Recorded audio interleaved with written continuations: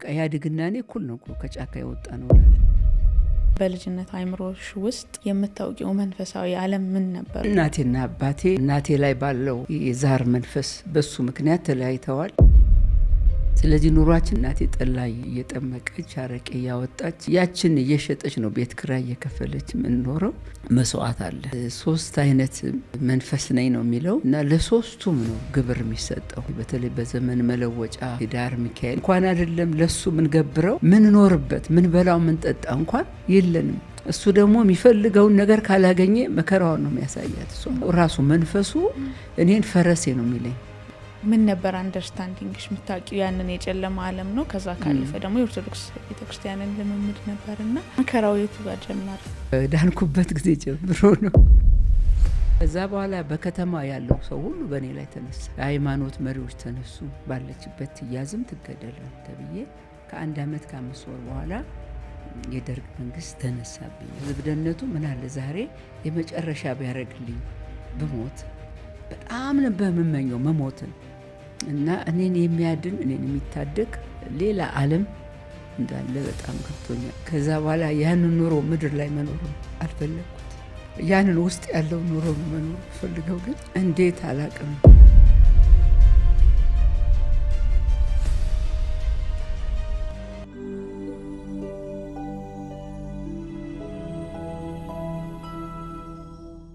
ሰላም የተወደዳችሁ የሰማይ ቲዩብ ቤተሰቦቻችን፣ ዛሬ እጅግ የተወደዱ እንግዳ እዚህ ስቱዲዮ ጋብዤላችኋለሁኝ። አብራችሁ እንድትቆዩ ጋብዛችኋለሁ።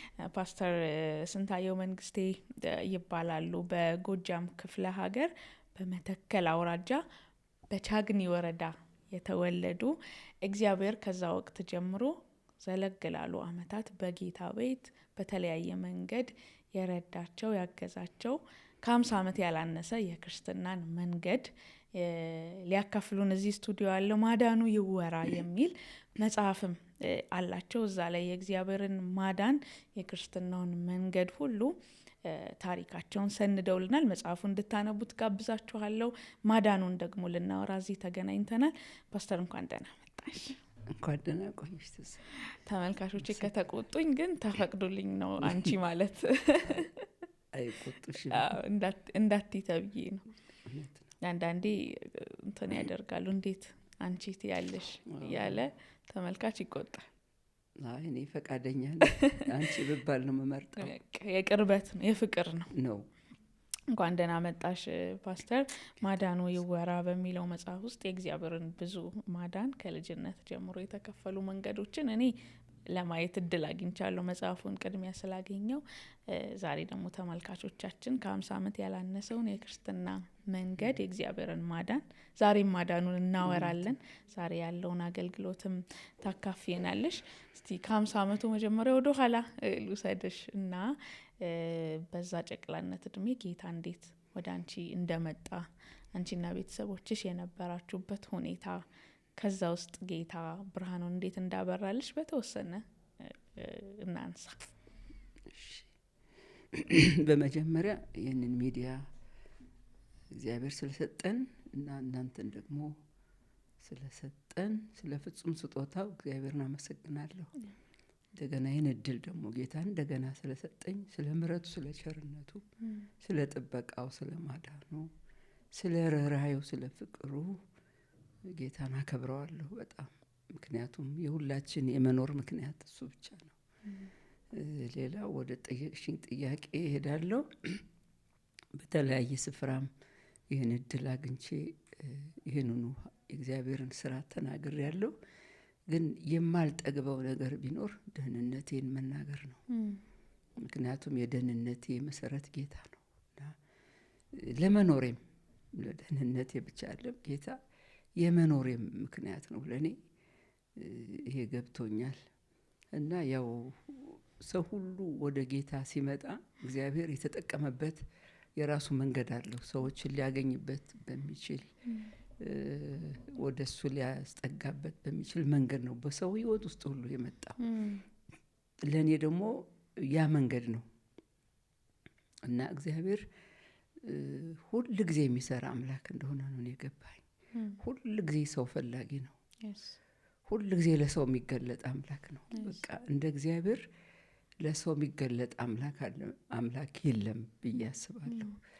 ደግሞ ሲገለጥ በፍቅር ነው፣ በምሕረት ነው፣ በቸርነት በርህራሄ በቃ ልባችን ሊያገኝ በሚችል ሊወርሰን በሚችል ፍቅሩን ሊገልጥ በሚችል ምሕረቱን ሊገልጥ በሚችል በምንድንበት አይነት መንገድ እሱን ልናውቀው በምንችል አይነት መንገድ ነው። በቃ እኔ በጣም ሁሌ የሚገርመኝ ምንድን ነው፣ እግዚአብሔር ፈጣሪ ነው፣ መለኮት ነው፣ አምላክ ነው፣ መንፈስ ነው። ግን ለዚህ ትንሽ ሰው አፈር ለሆነ ሰው በሱ ለተፈጠረ ሰው ግን በሚገባን መንገድ ነው የሚመጣው። ሁላችንን በቃ በሚገባን ልንቀበለው በምንችል እንዴት ያንን አሰራር በሱ ውስጥ ነው የምናየው እንጂ አሁን አንዳንዴ ሰው በጣም የተማረ ሰው ከሆነ ቀስ አድርጎ ማስረዳት አይችልም። ወደዛ እውቀት እንዲመጣ የራሱን ነገር ነው ለመግለጥ የሚሞክረውና ሰው ሊረዳው ያቅተዋል። ሰው ሁሉ በራሱ ሌቭል ነው የሚመጣው ወደ ሰው ሲመጣ እና መግባባት ይቸግረናል። እግዚአብሔር ግን በራሱ አይደለም የመጣው፣ ሰው ሆኖ ነው የመጣው። ሰው ሊቀበለው በሚችል አይነት ገበሬውንም እንደ ገበሬ ሆኖ የተማረውንም እንደ ተማረ ሆኖ ድሃውንም እንደ ድሃ ሆኖ ወጣቶችንም እንደ ወጣት ሆኖ እና ወደ እኔ የመጣበት መንገድ በጣም ነው የሚገርመኝ። ገና 14 ዓመት ነኝ እና የተኛውባት መሬት ደግሞ በጣም የመጨረሻ ናት ማለት እችላለሁ። ያ ነው የመጨረሻ የሰው መኝታ በኢትዮጵያ ሰኔን ላይ መተኛት፣ መደብ ላይ መተኛት እና የመጨረሻ ኑሮ ላይ ነው እኔና እናቴንን አብረን ኖር የነበረ። እናቴና አባቴ በእናቴ ላይ ባለው ምንድነው የባዕድ አማልክት የዛር መንፈስ በሱ ምክንያት ተለያይተዋል። እድሜ ገና ልጅ ሆኜ ነው የተለያዩት። ከዛ ከመንፈሱ የተነሳ ያው ጥሩ ኑሮ አንኖርም ነበር እኔና እናቴ። ያው ትዳሯንም አሳጥቷታል። እኔም ከአባቴ ተለያይቻለሁ። ስለዚህ ኑሯችን በጣም የመጨረሻ ነው። እናቴ ጠላ እየጠመቀች አረቄ እያወጣች ያችን እየሸጠች ነው ቤት ኪራይ እየከፈለች የምንኖረው። መቼም እግዚአብሔር ሰውን ኑር ካለ ሰው ይኖራል። በቃ እኔ ገባኝ እንድንኖር ስለፈጠረን በቃ አኖረን እንጂ ይሄ አኖረኝ ምለው ነገር የለም እስካሁንም ቢሆን።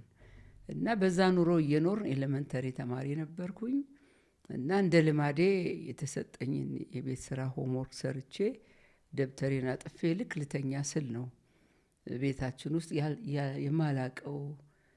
ከዛ በኋላ እንኳን ብዙ ዘመን ቆይቶ ነው እዛ ሀገር እንደዚህ አይነት መብራት የበራው። በኩራዝ ነው የምንጠቀመው።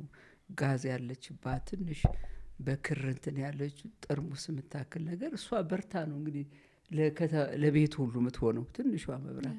እና እናቴ ከተኛች በኋላ ያችን ኩራዝ ወስጄ ለእኔ ሆምወርኬን ሰርቼ ከዛ አለች አላጠፋኋትም። እሷ እያለች ግን በጣም የተለየ ብርሃን ቤት ውስጥ በፍጹም በከተማውም የለም። ከተፈጠርኩም አይቼውም አላውቅም እንደዛ አይነት። ምንድን ነው ይሄ አልኩ። በቃ ብርሃንም አልመሰለኝም። ደነገጡ።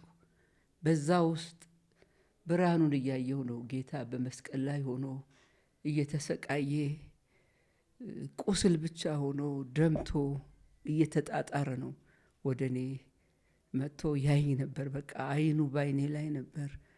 ከዛ እያየሁት በጣም ማልቀስ ጀመርሁኝ። ስቃዩ አሳዘነኝ።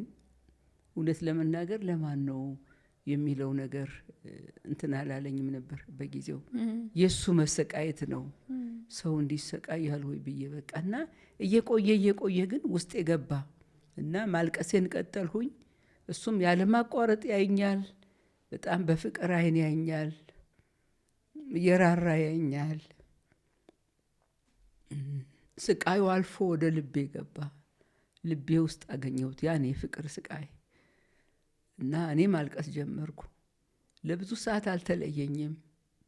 እኔም አየዋለሁ፣ እሱም ያኛል።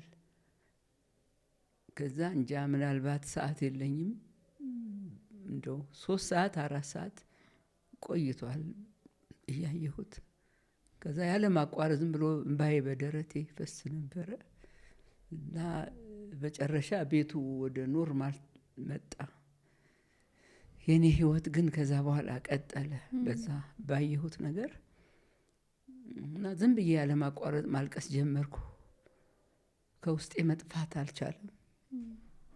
እንደገና እያሰብኩት እንደውም ባየው ደስ ይለኝ ነበር። እንደገና ባይጠፋ ከቤቱ ስፈልገውም አጣሁት የለም ከቤት እና በጣም ማልቀስ ጀመርኩ። ሌሊቱ እስኪነጋ ድረስ አለቅስ ነበረ። ከኔ አልነበረም፣ የማላቀው ማንነት ውስጤ ገብቷል እና አልቅሼ ደረቴ በጣም በእንባ ሆኗል። ከዛ ደክሞኝ ለካ እዛች መደብ ላይ ተኝቻለሁ። ሊነጋጋ ሲል በኋላ እናቴ ነች፣ ፀሐይ ወጥቶ ፈንጥቋል፣ ደብተሬ ላይ ሁሉ ፀሐይ ወጥቷል፣ ነግቶ ማለት ነው። እና ትምህርት ቤት በሚሄድበት ሰዓት እኔ እዛ ተኝቼ ነበር። አላውቅም፣ ዝሏል ማንነቴ። ውጬ ዝሏል፣ ውስጤ ግን ሌላ ዓለም ውስጥ ገብቻለሁ። እሱን ህይወት ለዘላለም አረሳው። ሌላ ዓለም ውስጥ በቃ ማላቀው ዓለም፣ ሰው ያልነገረኝ ዓለም ነው እሱ። ከሰው ያልሰማሁት ዓለም ነው ያ መንፈሳዊ ዓለም። እና እናቴ ናት የጠራችኝ ትምህርት ቤት ረፈደ ብላ። ከዛ ስነቃ እውነት ነው ውጩ ፀሐይ ወጥቷል፣ እኔ ግን ውስጤን ማጣጣም ነው በዛን ጊዜ የጀመርኩት። ምንድን ነው የሆንኩት ነው። እና ያ ደግሞ ያየሁት ነገር የለም አሁን ግን ውስጤ ቀርቷል በቃ። ከዛ እናቴ የተቆጣችኝ ትምህርት ቤት ረፈደ ብላ።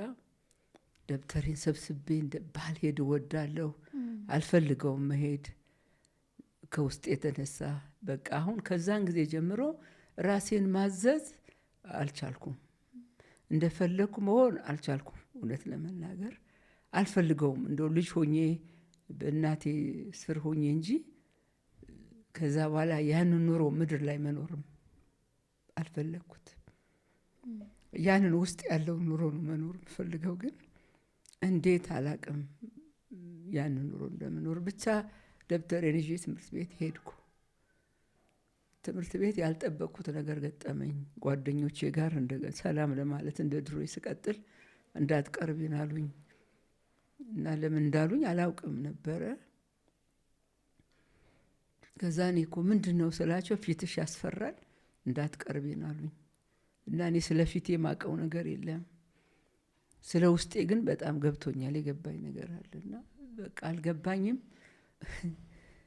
ከዛ ደብተሬን ይዤ ወደ ክላስ ሄድኩኝ ማለት ነው። ጥያቄ ፈጠረብኝ። ለምን ነው ፊትሽ ያስፈራል ያሉኝ ብዬ ከዛ ቁጭ አልኩኝ።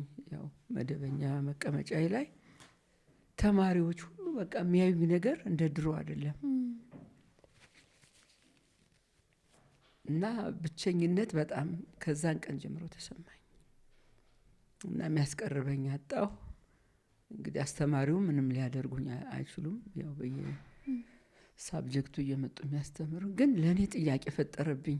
ከሰው ጋር ያለኝ ነገር በቃ ጥያቄ የሚፈጥር ነው። ውስጤን ግን በጣም ነው የምወደው።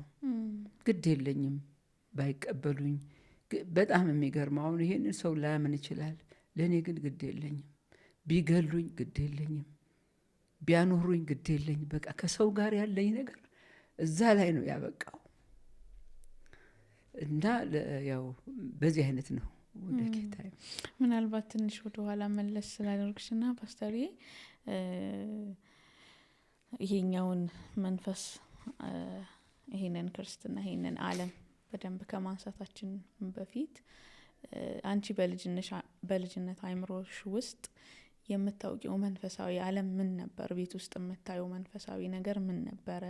እናትና አባትሽ መካከል የመለያየት ደረጃ እስኪደርስ የነበረው ያው አሁን ምን እንደሆነ የምትረጂው፣ ያኔ ግን ልጅነት ስለነበረ የሚፈጠሩት ነገሮች ምንድን ነው የነበሩት? ምን ነበር ያለያያቸው? አንቺ ልጅነት አይምሮ ውስጥ መንፈሳዊ ነገር የምታውቂው ምንድን ነው?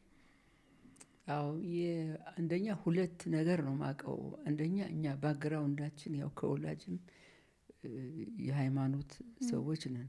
በኦርቶዶክስ እምነት ውስጥ ነው ወላጆቼም እኔም የነበርኩት።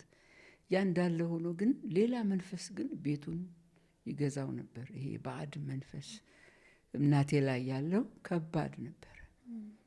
እናቴ ከአባቴ ጋር እስኪለያዩ ድረስ ትዳር እስከሚበጠበጥ ድረስ እንዳይግባቡ የሚያደርግ ነው መንፈሱ። ያው የሰይጣን ስራ ሁሌ ማለያየት ነው፣ ማክሰር ነው፣ ማዋረድ ነው። ጥሩ ነገር ሰይጣን የለውም። ያው እግዚአብሔርም ቃል እንደሚናገር ጌታ ኢየሱስም እንዳለ ነፍሰ ገዳይ ነው፣ የውሸት አባት ነው ይላል፣ የጨለማ ዓለም ገዢ ነው ይላል። በጣም አሁን በአንዳንዶች ውስጥ ያለውን አጋንንት እንኳን እንዲወጣ ስናዝ የሚናገረው ነገር በቃ አሳድጌ ነው የሚለው።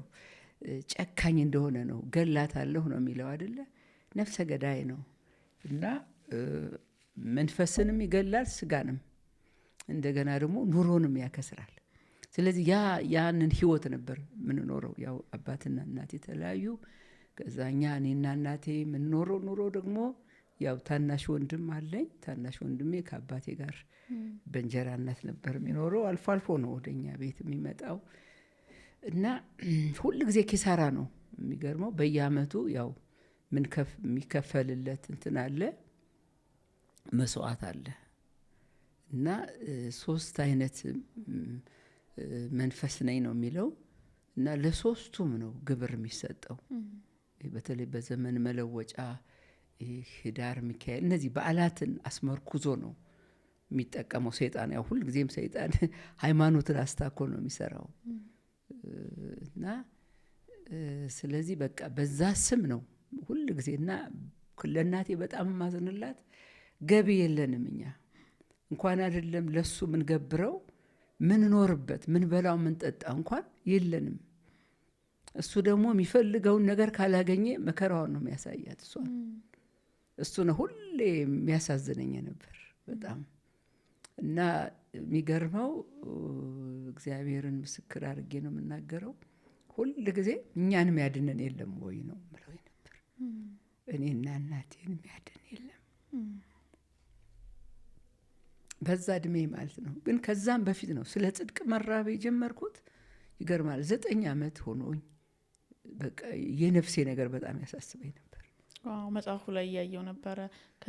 ከዚህ ህይወት በኋላ ወዴት ነው የምንሄደው የሚል ጥያቄ ልጅነትሽ ላይ ይመጣ ነበር። የሚገርም ነው። በጣም ነው የሚገርመኝ። ለራሴም በጣም ነው የሚገርመኝ። ሁል ጊዜ እግዚአብሔር ነው ስለምናገረው ነገር ምስክሬና ሁሌ እንደ ልጅ ሆኜ አላቅም። ይሄ ልጅ መጫወት ምናምን በቃ ይሄንን ነገን ምናምን አይደለ እኔ ጋር እንደሱ የለም። በቃ ስለ ምድራዊ ነገር አላስብም። ግን በቃ ስሞት የት ነው መሄደው?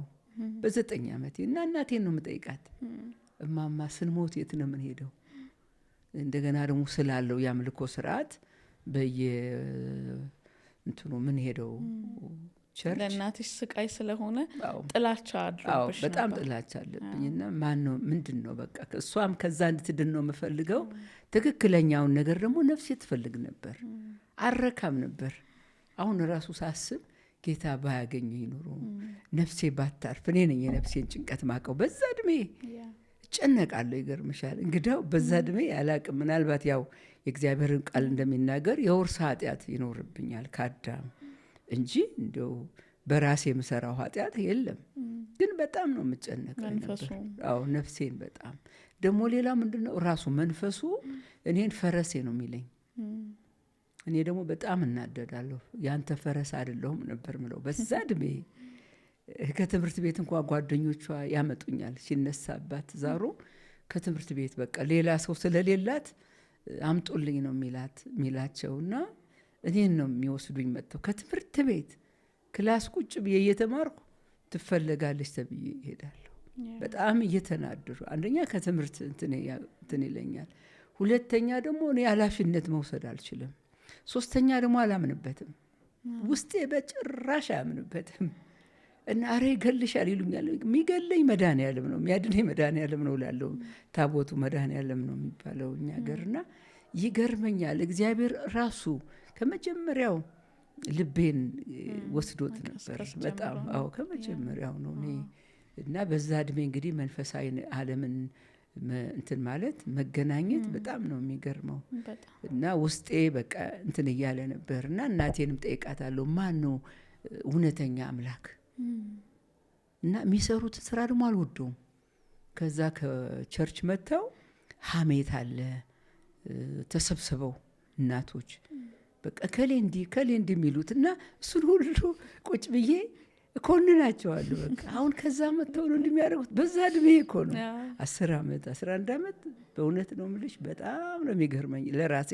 ያው የቤተ ክርስቲያን ሃይማኖታዊ እንቅስቃሴን ሲያደርጉ ደግሞ እንዳልሽው ልጅነት አይምሮ ላይ ሌላ ደግሞ ስፒሪቹዋል ነገር የሚጋጭብሽን ነገር መጽሐፍ ውስጥ እያየሁ ነበር እና የተወሰነ እሱን ካስታወስን ይሄ ብርሃን ሲመጣ ይሄ ሌሊት ላይ የመጣው ወይም ኢንካውንተር ሆኖልኛል ብለሽ የምትይው ቀን ሲመጣ ምን እንደሆነ ምን ነበር አንደርስታንዲንግሽ የምታውቂው? ያንን የጨለማ ዓለም ነው። ከዛ ካለፈ ደግሞ የኦርቶዶክስ ቤተክርስቲያንን ልምምድ ነበርና የልብሽ መረዳት እንዴት ነው? ምናልባት ወይ ደግሞ አካባቢ ላይ ነበሩ ይሄ እንደዚህ አይነት የክርስትና ልምምድ የነበራቸው ሰዎች ኢንካውንተር እንደሆነ እንዴት ገባሽ ፓስተር?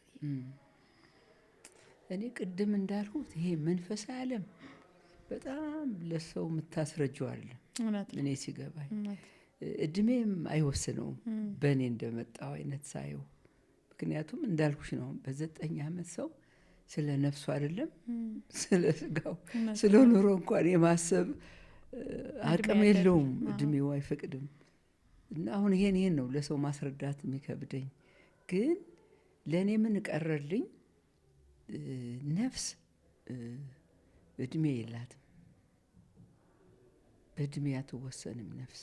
በቃ እግዚአብሔር ፈጣሪ ሲፈጥራት ዘላለም አድርጎ ነው የፈጠራት። በማንም ሰው ህይወት ውስጥ ነፍስ ስላለ እግዚአብሔር ያስቀመጣት ነፍስ ስላለች ያቺ ነፍስ ሁል ጊዜ እውነት ትፈልጋለች፣ ጽድቅ ትራባለች። ከመቼ ጀምሮ የሚለውን በራሴ ህይወት አይቼዋለሁ። እንግዲህ ሰው በ9 ዓመት በጣም ነው የሚገርመው። እና ያንን ዓለም እኔ ከሌላው አላውቀውም፣ አዲስ ነው። ያው አካባቢውን እዚህ ላይ ስለተጻፈ ጎጃም ምናልባት ደግሞ የዛሬ 40 እና 50 ዓመት ወደ ኋላ ስንሄድ ይሄን ልምምድ ልታይ የምችበት አጋጣሚ ጭራሽ የለም።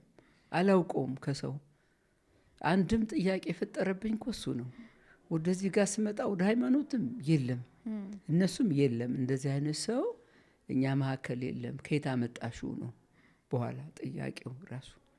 እኔ አሁን ከየት እንዳመጣሁት መመለስ ነው የሚያቅተኝ። ምክንያቱም እኔ መመልሰው መልስ ለሰዎች መልስ አይሆንም፣ ለእኔ ብቻ ነው መልስ የሚሆነው። ከዛ በኋላ ትምህርት ቤት ሄድሽ፣ ቅድም የነገርሽን ነገር ተፈጠረ። ከዛ እንዴት ክሊር እየሆነልሽ መጣሽ? አሁን ይሄ ኢንካውንተሩ ብርሃኑን እንድታብራሪው አይደለም፣ አይ ነው መንፈሳዊ ነገር ይገባኛል ይሄ ነው ሳይሆን፣ ያው ሰዎች ጌታን እንደው በወንጌል እንኳን ከነገርናቸው በኋላ ያው ፈርስት ኢምፕሬሽን ይኖራል። ከዛ በኋላ ጋይድ መደረግ፣ እኔ እኮ አንብቤዋለሁ መጽሐፉ ላይ ያው እንድናወራ ብዬ ነው። ጋይድ መደረግ እንዴት ነው ያንን ነገር ማቹር እያደረጉ በጌታ ቤት እየሄዱ ያው አገልግሎት ውስጥ አለሽ ዛሬ ምናምን እና ያ ብርሃን ወደ ህይወት እንዴት እየተተረጎመ መጣ? የቤተሰብ ቻሌንጅም ደግሞ ይኖራል። አደሴም ታይም እንደዛ አይነት ጨለማ ገቨርን የሚያደርግበት ቤት ውስጥ ደግሞ አካባቢው ከባድ የሆነበት ውስጥ ከጌታ ጋራ ከዛ ብርሃን ጋራ እንዴት ጉዞ ቀጠልሽ? እሱን አስታውሽ። እኔ አሁን ለሰው ልገልጠው የምችለው እኔ አልሞክራለሁ፣ ግን ለእኔ ነው የሚቀርልኝ። እኔ ይሄንን አሁን በሰማይ ጌታን ሳገኘው ነው። ለምን ነው በዚህ አይነት ወደ እኔ የመጣኸው? ምክንያቱም በምድር ላይ ልገልጠው አልችልም። እኔ ውስጥ ያለውን ለመግለጥ በጣም ነው የሚከብደኝ። ለእኔ ራሱ እንዲሁ ገባኝ እንጂ እንደ ሰው ወደ አእምሮ አምጥቼ ወደ አንደበቴ አምጥቼ ለሰው ለመግለጥ በጣም ትንሽ ነው የሚሆንብኝ። ለመግለጥ ለመኖር ግን በጣም ነው የሚመቸኝ። ይሄን ስል በጣም እንትን ለማለት አይደለም። መንፈሳዊ ዓለም በቃ ልክ አሁን ጊያዝን ምንድን ያለው ፈራሁ ሲል አይኑ አልተገለጠም ነበር። ኤልሳ ሚያየውን ማየት አልቻለም። እሱ ሚያየው የጠላቶቹን ሰራዊት ጭፍራ ነው እና ያለው አማራጭ አለ ኤልሳ ይመስለኛል መጸለይ ነው፣ አይኑ እንዲከፈት እና አይኑን ክፈትለት ብሎ ጸለየ። መንፈሳ አይኑ ሲከፈት የእግዚአብሔርን ሰራዊት በሱ ዙሪያ ያለውን አየ። እኔ ይሄ የአይን መከፈት ጋር የተያያዘ ነው። እሱ ራሱ ሲከፍትሽ ነው። እሱ ራሱ በቃ ሲያደርግሽ ነው። እና በጣም በትንሽ ግን መግለጥ እንትን እላለሁ። የሚገርምሽ ይሄ ነው ህይወቴ በሙሉ። አንዳንዴ ብቻዬን ሆኜ እያሰብኩት የልጅነቴን አምላክ አለቅሳለሁ። በጣም ቻርጅ ያደርገኛል። በሚያስፈልገኝ ጊዜ ኃይል ይሆነኛል። እና እኔ አሁን ከዛ በኋላ አሁን ምንድነው አቅም እንትን ብቻዬን ለማምለክ ከዛ በኋላም አቅም አለኝ። ይገርማል። እስከ ሞት ድረስ ላመልከው እንደሚገባኝ ሁሉ ያ መጀመሪያ ሌሊት የገባው ጌታ ሁሉን ነገር ጨርሷል ከውስጤ። እኔ ነኝ ማቀው እሱን ጨርሷል። አሁን ለሰው በምድር ላይ ላለ ሰው ለማስረዳት ለእኔ በጣም ነው የሚከብደኝ። በቃ ምን ብዬ ስምን ማውጣት ነው እንጂ የሚያቅተኝ ለሆንኩት ነገር። የሆንኩትን ግን በጣም ወድጀዋለሁ፣ አምኜበታለሁ። ከዛ መውጣት እንደማልፈልግ ያን እንደወደድኩት ደግሞ ነፍሴና እኔ ጨርሰናል። ግን እንደ ሰው የምናገረው ምንድነው? ከዛ በኋላ ምን አገኘሁ? እነዚህ እንዳትቀርቢን ያሉኝ ጓደኞቼ መዝሙር ሲዘምሩ ረፍት ላይ ሲዘምሩ በጓሮ ቁጭ ብዬ ማለት ነው፣ በጓሮ ቆሜ ነው ማያቸው። አያስቀርቡኝም፣ እንዳትቀርቢ ብለውኛል። ደግሞ ከጓደኞቼ ውጭ ሌላ የሚያስቀርበኝ ስለሌለ በጓሮ ቁጭ ብዬ ቆሜ ነበር ማያቸው። ሳይ መዝሙር ይዘምራሉ። ያ መዝሙር በጣም ይገርማል። ካየሁት ጋራ ተገናኘብኝ። እንግዲህ አሁን አላውቅም፣ በአይምሮዬ አላውቅም። መዝሙሩን እዚህ ላይ ጽፈሽዋል? ጽፌዋለሁ። ትውስ ሲለኝ ወንድሜ ነው። ወንድሜ መጣና አንድ ቀን እሱ አባቴ ጋር ነው የሚኖረው። ከዛ ትውስ ሲለኝ ጌታ ፍቅሩ የሚል እንደውም ከነሱ በፊት ነው እሱ የመጣው እና ሲዘምር ካየሁት ጌታ ጋር ተሰቅሎ እየደማ ካየሁት ጌታ ጋር ራሱ መንፈስ ቅዱስ አገናኘልኝ። ውስጤ ያለው ማለት ነው። ውስጤን በደንብ ተቆጣጥሮታል። የሚገርመው በደንብ። ከዛ በኋላ ለማንም ልሆንን በማልችል አይነት መንገድ ነው ጌታ የመጣው። ለምንም ልሆን በማልችል፣ ለራሴ ልሆን በማልችል፣ ለቤተሰብ ልሆን፣ ለሚፈልገኝ ማንነት ልሆን በማልችል አይነት መንገድ ነው ያገኘኝና በቃ እሱ ለእኔ ነው የሚገባኝ። ለዘላለም ነው ያገኘኝ። መዝሙሩን ከተማሪዎቹ መዝሙሩ ከወንድሞቹ ከሁለቱም አገኘሁ። ሰማሽ? ከዛ ምንድን ነው ያልኳቸው? ወንድሜ እምቢ አለኝ። ይህን መዝሙር የምሰማበት ቦታ ውሰደኝ አልኩት። እምቢ አለኝ። ደጋግሜ ጠየቁት፣ እምቢ አለኝ። ምንድን ነው ሰው አለ ማለት ነው አልኩኝ። ለካ አሉ ማለት ነው አልኩ። አሁን ግንዛቤ አገኘሁ። ሁለተኛ ደግሞ እምቢ ሲለኝ እሺ ድገምልኝ፣ አንዴ ድገምልኝ አልኩት። ደገመልኝ። ሲደግምልኝ የተጨመረልኝ ነገር አለ እኔና ጌታ የምናውቀው። ሁለተኛ እነዚህን ጓደኞቼን ሲዘምሩ አገኘው። እነሱንም ጠየቅኳቸው፣ ሂጄ ጠየቅኳቸው። ትዝ ይሉሻል መዝሙሮቹ?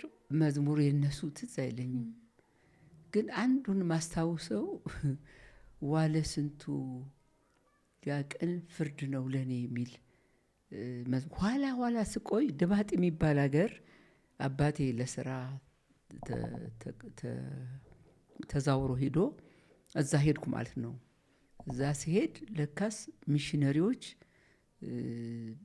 በጌታ ብዙዎችን ወደ ጌታ አምጥተው ብዙ ተማሪዎች ይዘምራሉ መዝሙር፣ ክርስቲያንም ሆነዋል። እና ከነሱ ያን መዝሙር ሰማሁት። የዋለ ስንቱ ያን ቀን ፍርድ ነው ለእኔ የሚል መዝሙር ነው። አሁን ቁጥሩን ረስቼዋለሁ። እሱን ዘመርሁና እንትኑ ተመሳሳይ ሆነብኝ።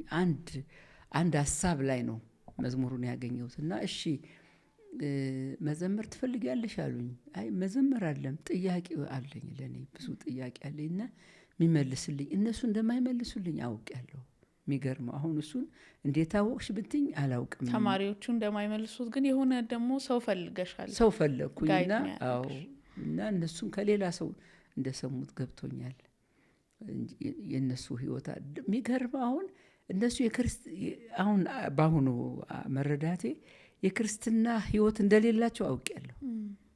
እኔ የሆንኩት ነገር እንደሌላቸው አውቄያለሁ። ለምን አትቅረቢን ብለውኛል። ተቃራኒ እንደሆነ ገብቶኛል ያኔ። አሁን መዝሙሩን ከየት ያመጡት ነው? ስለዚህ ሌላ ያስተማራቸው ሰው እንደሆነ በጣም ገብቶኛል። እና ምን አሉኝ፣ በቃ ዛሬ አርብ ነው፣ ቅዳሜ ነገ እዚህ ኳስ ሜዳ ነይና እናገናኝሻለን አሉኝ። ከዛ ያው በማግስቱ መጣሁኝ፣ እነሱም ጋር ተገናኘን። የት አለ ስላቸው ወይ ሴት ወይ ወንድ ነው እንግዲህ የሚያገናኙኝ ብዬ ስጠብቅ አይ ኳስ ሜዳ እየተጫወተ ነው አሉኝ። እንዴ እኔ እና ስላቸው አይ ለሌላ ቀን፣ እኔማ ዛሬን አላድርም አልኩኝ። እንዴት ያችን ሌሊት እንዳሳለፍኳት እግዚአብሔርና እኔን የምናውቀው። አሁን ከዛ ሰው ወይም ከዚያ ሰው ጋር ሳንገናኝ ብሞትስ፣ ይሄን ሌሊት አሁን ብሞትስ ሁሉ ላለሁ እና ለእኔ ትርጉም አለው። እና በቃ አገናኙ ስል አይ አሉኝ። ስሙን ንገሩኝ አልኳቸው። ስሙን ነገሩኝ።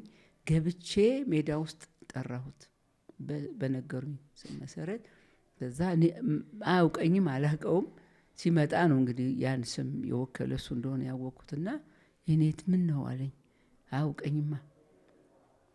የተናገርኩት ቃል ነው የሚገርመኝ። አላውቀውም ያን ቃል ራሱ ሰምቼውም ተናግሬውም አላውቅም። የእግዚአብሔርን ቃል እንድታሰማኝ ብዬ ነው ያልኩት። እሺ አለኝ። ይዞኝ ሄደ። ነይ ተከተኝ አለኝ። ተከትየው ሄድኩ። ለመጀመሪያ ጊዜ በባህላችን ነውር ነው ወንድና ሴት እንትን ማለት፣ ዝም ብለሽ ሰው እያየሽ ነውር ነው በጣም። ለእኔ ነውር አልነበረም። ከዛን ቀን ጀምሮ ነው ፍርሃት የሚባል እና ባህል የሚባል ከውስጤ የወጣው። ከዛ በኋላ ያኖርኩትን ስለማቅ ነው ፍርሃትና ባህል ከህይወቴ የጠፋው። ከዛ በኋላ ነው ምንም አልፈራውም። ተከትዬው ሄድኩ። እንደዛ ጓደኞቼም አብረውኝ ተከትለውኝ ሄዱ። የሆነ የተፈራረሰ አርዲ የሚባል የዛ አካባቢ ወንዝ አለ ዋና የተማርኩበት፣ እሱን ተሻግረን ነው ሄድን እና የሆነ ፍርስራሽ ቤት እዚህ ቁጭ በሉ አለን። ቁጫን የት እንደሄደ አላቅም፣ ምን ሊያደርግ እንደሄደ አናቅም። ቁጫልን። ከዛ ሁለት እህቶች ይዞ መጣ እና ቁጭ አሉ። እነሱም ባይብል ይዘዋል። ከዛ በጣም ነበር ምናፍቀው አንድ ነገር ለእኔም ይሆን እንዳለ እየገባኝ ቁጭ አልኩ። በቃ በጣም የሚገርመው በኋላ አንዷን ጸልይ አላት። ስትጸልይ በቃ እኔ አይኔን ጨፍኜ ነበር ማለቅ ሰው ለካ ለውስጥ የሚሆን ነገር አለ ወይ ብዬ። ለዚህ ነው ጌታን ሰዎች ሲቀበሉ የሚያለቅሱት፣ ከመንፈስ ቅዱስ ጋር ኮሚኒኬት ሲያደርጉ፣ ትክክለኛ ሰው ሲያገኛቸው ያለቅሳሉ። ነፍስ ታለቅሳለች። ይገርማል። ከማህፀን ከእናቶቻችን ማህፀን ስንወጣ እንደምናለቅሰው ጌታን ስንቀበል ፍቅሩ ሲገባን የመጀመሪያ እንትን እየሳቅን አይደለም እያለቀስን ነው የምንሰማው። የፍቅር ሳቅ፣ የደስታ ሳቅና እያለቀስኩ ነበር መሰማት። ባትጨርስ በጣም ፈልግ ነበር ባትጨርሰው፣ ለእኔ ስትል ባትጨርሰው ላለሁ። ግን ጨረሰችው። ጸሎቱ አለቀ። ከዛ በኋላ ቀናልን። ብዙም ጋይድ አላረጉንም እውነት ለመናገር ጌታ ስለጠራኝ ነው እንጂ። ከዛ በኋላ ቃል አነበበልን፣ የእግዚአብሔርን ቃል። አንደኛ ቆሮንቶስ 3 ምዕራፍ 3 ነው። እናንተ የእግዚአብሔር ሕንጻ ናችሁ፣ እናንተ የእግዚአብሔር እርሻ ናችሁ የሚለውን ነበር እና ሊትራሊ ነው የወሰድኩት። እና እኔ የእግዚአብሔር ሕንጻ ነኝ፣ የእግዚአብሔር እርሻ ነኝ ብዬ በቃ ብቻ ፍቅር ውስጥ ገብቷል። እና ሁሉን ነገር በእምነት ነው በቆንጅጄ ነው የምወስደው።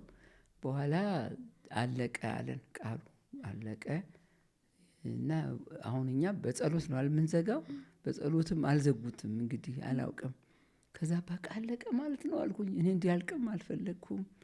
በጣም ፈልጌዋለሁ። በጣም ተስማምቶኛል። እነሱ ሄዱ ማለት ነው፣ ቆመዋል፣ ወደዛ እየሄዱ ነው። እኔ ግን ማን እንዳንበረከከኝ አላውቅም። ተንበርክኬ ጌታን ማሰብ ጀመርኩኝ። ያንን ሌሊት ያገኘኝን ኢየሱስ እንደገና ወደ ልቤ መጣና ወደ ውሳኔ እንድመጣ እሱ ነበር ጋይድ የሚያደርገኝ። በጣም የሚገርመኝ ለእኔ የሚገርመኝ 2 ውሳኔ ነበር፣ በዚህም አንደኛው አትወስኝ የሚለኝ ነው። መንገዱ ከባድ ነው አትችዩም የሚል እኔ አላቅም። እንግዲህ ከባድ ይሁን ቀላል ይሁን አላቅም፣ ግን ሚለኝ ነበር እንዳልወስን ባጭሩ። እዚህ ጋር ደግሞ ያን የሌሊቱን የተገለጠልኝን ወደ ህይወቴ የመጣውን የፍቅር ጌታ እሱን እንደገና እንድቀበለው እንደወስን ደግሞ የሚያስገድደኝ ደግሞ አለ። በሁለቱ ሀሳብ ውስጥ ሁኜ በቃ ተጨንቄ ሳለ ረዳኝ እና በቃ እንደገና መጣብኝ። በቃ ብሞትም በቃ ካንተ ጋር ልሞት አልኩኝ እና ወሰንኩ። ጌታን ለመከተል ወሰኑ። ግን የመከራ መንገድ እንደሆነ በጣም በሚገባኝ መንገድ ነበር ማየው መንገዴን እና ግን ይሻለኛል አልኩ። መከራው የቱ ጋር ጀመረ? መከራው ያው ከዳንኩበት ጊዜ ጀምሮ ነው የጀመረው እኮ። ያኔ በቃ አትቅረቢን ሲሉኝ እኮ ወደ ኋላም ነው። ከዛ በኋላ ያለው ግን ይበልጣል። ጠንካራ ያለው ጠንካራው የአካባቢው ቀጥሎ ወዳሉት ነገሮች ከዛ ፕሮግራም ጨረስን። ወደ ቤት መሄድ ነበረብን። ያው በጣም ዘገየሁኝ። አቆየሽን አሉኝ፣ ተቆጡኝ። ለእኔ ግን ሌላ ዓለም ነው። ከዛ እናቴ ጋር ስንገናኝ አምሽተሽ መጣሽ አይደል? ጉርምስና ተጀመረ አይደለ አለች እናቴ። አይ አይደለም አልኳት። አልገባትም። ያው እኔ ግን ሌላውን ዓለም ቀጠልኩ ማለት ነው። ከእናቴ ጋር ያው አለመግባባቱ እየጨመረ ሄደ። ጌታ ደግሞ እየረዳኝ መጣ በብዙ መንገድ። መንፈሱስ ስም አለ መንፈሱ። ከዛ አንድ ወር በኋላ ዘመን መለወጫ ይሁን ረሳሁት ወይ ይሄ የምታመልክበት የበዓል እንትን ጊዜ ነበር እና ምን ብያታለሁ፣ ነገ ሊሆን ማማ እንደ ድሮ አብረሽ አልተባበርም ብያታለሁ። ምክንያቱም እዚህ ቤት ውስጥ ሁለት አምላክ አይኖርም አልኳት። አረሳውም። እንግዲህ አሁን ይህን ሁሉ እኔ አላውቅም፣ እውቀቱም የለኝም፣ የተማርኩትም ነገር የለም። አሁን እኔም ራሴ አላውቀውም፣ ዝም ብሎ ነው በአንደበቴ የሚወጣው። ግን ይገርመኛል፣ ከኔ ውጭ ነው እና እኔን የሚያድን እኔን የሚታደግ ሌላ ዓለም እንዳለ በጣም ገብቶኛል። እና አዬ ብላኝ እናቴ ያው በማግስቱ ያን ሴርሞኒውን ስታርግ በኋላ በይ እንግዲህ ቁጭ በይና እንደ ድሯችን እናርግ ስትል አላረግም አልኳት። እኔ ማመልከው አምላክ ይበልጣል አልኳት። ምን አልሽ አለችኝ። አዎ እኔ ማመልከው አምላክ ይበልጣል እና ሁለት አምላክ የለም፣ እግዚአብሔር ብቻ ነው አምላክ ማማ አልኳት። ከዛ አልፈለገችም ማድረግ። ማታ ነበረ ትታው ተኛች። ቁጭ ብሎ ይግደልሽ ብለሽ ነው አይደለ ከኔ ጋር ማትተባበሪው አለች። የኔን መሞት አልምትመርጪው አለች። እማማ አይገልሽም፣ መድኃኔዓለም ነው የሚገልን አልኳት። ተናደደ፣ ተበሳጨ መንፈሱን። የማደርገውንም አላውቅም ነበር። ከዛ ተኛች። እሱ ብቻ አይደለም በዙሪያዋ ያሉ በጣም እሷ ውስጥ ያለው ሲያጓራ አብረው የሚያጓሩ አሉ፣ መንፈሱ ያለባቸው። ይጠብቅ ነበር መንፈሱ፣ ያው ልማዱን። እሷ በቃ ተናደደ፣ ተበሳጨ። አክብሮቱን አላገኘም፣ ክብሩን አላገኘም። እኔ ምንም አይነት እሱ መፈራበት ልብ አልነበረኝም በዛ እድሜ። አልፈራም በቃ እንዴት አድርጎ በዛ አለመፍራት ውስጥ እንደከተተኝ አላውቅም፣ ግን ምንም አልፈራም። ከዛ አሁን እሷን ማንቀጥቀጥ ጀመረ ማለት ነው። እንደተኛች አንቀጠቅጣት ነበር። ከዛ ሂጄን ዝም ብዬ ጫንኩ። ምን እንደሚባል አላውቅም፣ ግን ብቻ መድኃኔዓለም እያልኩ ነበር ምጸልይ። በኢየሱስ ስም አላውቅም፣ ያሳየኝም ማንም የለም። እና ከዛ በኋላ መንገድ እንዴት አገኘሽ? ቤተ ክርስቲያን እንዴት አገኘሽ? እንዴት ቀጠለ ክርስትናሽ? ክርስትናዬ ለብቻዬ ነው የቀጠልኩት። 1 ዓመት እኔ ለብቻዬ ነው። እነዛ ትንሽ የተውልኝ ነገር አለ፣ መጽሐፍ ቅዱስ ማንበብ እንዳለብኝ እና መጽሐፍ ቅዱስ ላይብረሪ ያገኘሁ። ዝም ብሎ ላይብረሪ ተቀምጧል። ከዛ ቀይ መጽሐፍ ነው። ላይብረሪ እንትኑን ጠየኩት።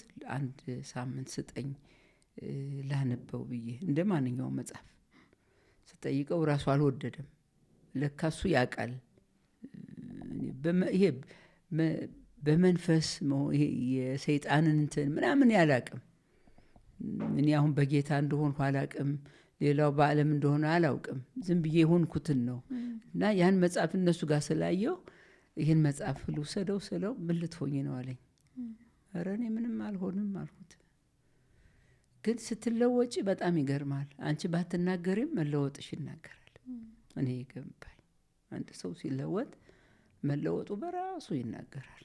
እኛ እውቀቱ ኖሮን ባንናገርም እና ከዛ ያን መጽሐፍ አነበብኩ። መጽሐፍ ቅዱሱ በጣም ረዳኝ። ከዛ በኋላ በጣም ረዳኝ።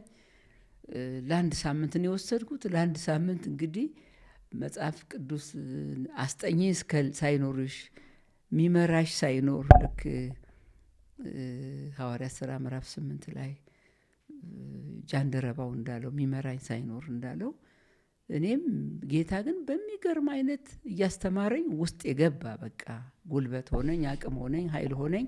ከዛ መጽሐፍ ቅዱሱን መለስኩ። ከዛ በኋላ በከተማ ያለው ሰው ሁሉ በእኔ ላይ ተነሳ። የሃይማኖት መሪዎች ተነሱ። አነጋጋሪ ሆነ።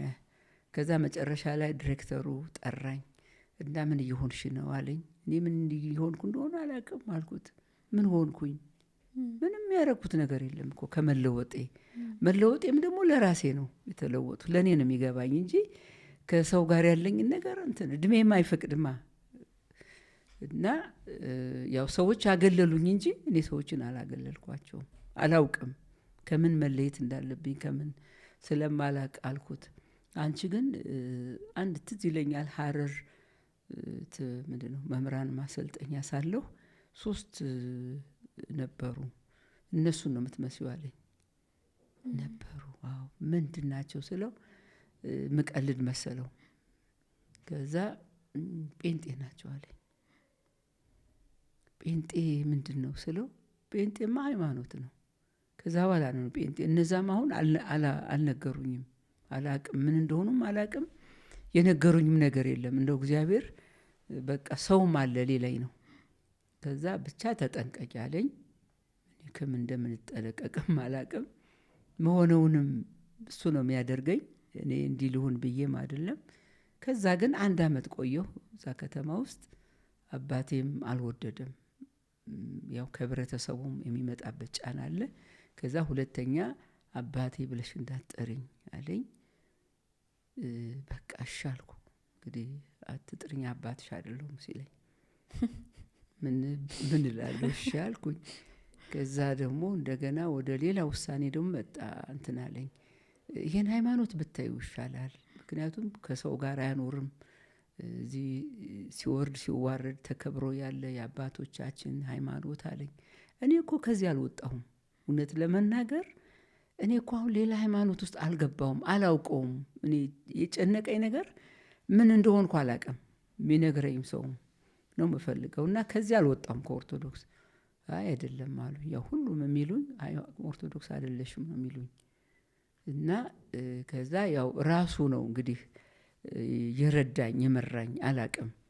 እና በአመቱ ያው በመንግስትም ደረጃ ይህ ሃይማኖት በጣም እንትን ነው ከህብረተሰቡ እንትን ነው እየተባለ ኋላ ደግሞ ትንሽ ቆይቼ የምንሰማው ጴንጤ የሚባሉ አሉ። አሁን አስተማሪው እንዳለ ጴንጤ የሚባሉ አሉ። ጨለማ ቤት ውስጥ እንትን ይላሉ፣ ይሰበሰባሉ። ወንድና ሴት ሆነው ነው የሚገቡት። ከዛ ደግሞ የሚበሉት ደግሞ የውሻ ስጋ ይበላሉ፣ የድመት ስጋ ይበላሉ። እንደገና ደግሞ በኮርኔስ እንግዲህ እናንተ ያልደረሳችሁበት ነው። በኮርኔስ ደግሞ ብር ይንጠበጠብላቸዋል። እና ይሄን እንደዚህ ናችሁ ነው ያለኝ አባቴ። እኔ በፍጹም እንደዚህም ሆኖ ማቅም እንደዚህም አይነት እንትን የለም አላየሁም እኔ። እና የኔ እምነት የተለየ ነው ነው ምለው። ወይ ኦርቶዶክስ አይደለሽም ወይ ከዚህም አይደለሽም ነው ደግሞ የሚሉኝ አንዳንዶች። ብቻ መጨረሻ ላይ በአመቱ በጣም እንትን ማለት ከበደኝ፣ መኖር ከበደኝ።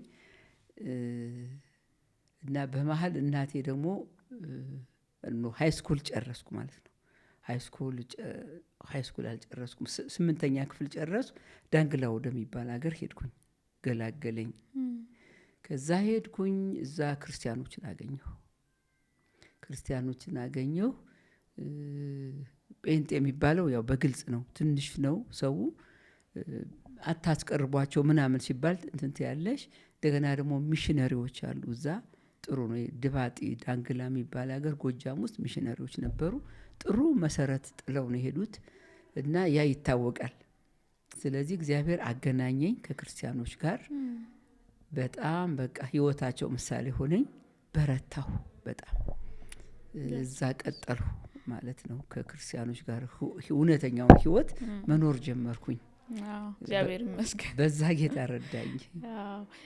እሷን እንድትነግሪን ነበር። ያው ለሚሰማን ሰው መገለጡ እንዳልሽው ለግል የሚገባ ነገር እንደዚህ ደግሞ ለየት ያለ መንገድ ሲሆን ከዛ በኋላ ያው ጸንቶ ለመቀጠል ትምህርቶች፣ መጽሐፍ ቅዱስ ማንበቦች፣ ቤተክርስቲያን መያዞች እንዴት ህይወትሽ ላይ ሆኖ የሚለው ነገር። ስለዚህ ከዛ ከተማ በትምህርት ምክንያት ወደ ዳንግላ ስትሄጂ እዛ ትንሽ የተስተካከለ ኮሚኒቲ ወይም ቢያንስ ምን አይነት ነገር ውስጥ እንዳለሽ የምትረጂበት ነገር አገኘሽና መጽሐፉ ላይ አንዳንድ እንደው ስለ ግል መዳንሽ መልሰንም ደግሞ እያወራን እንሄዳለን።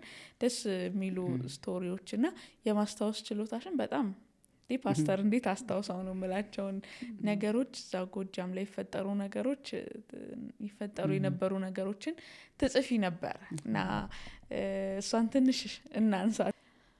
እናትሽና ባለቤቷ ከተለያዩ በኋላ አባትሽ ሌላ ሚስት አገባ እና ትንሽ ፈገግም የሚያሰኝ ምን አይነት ነገር ነው የሚያሰኝ በሁለቱ መካከል የነበረውን ግንኙነት ጽፈሽዋል። ማስታወስሽ ገርሞኛል።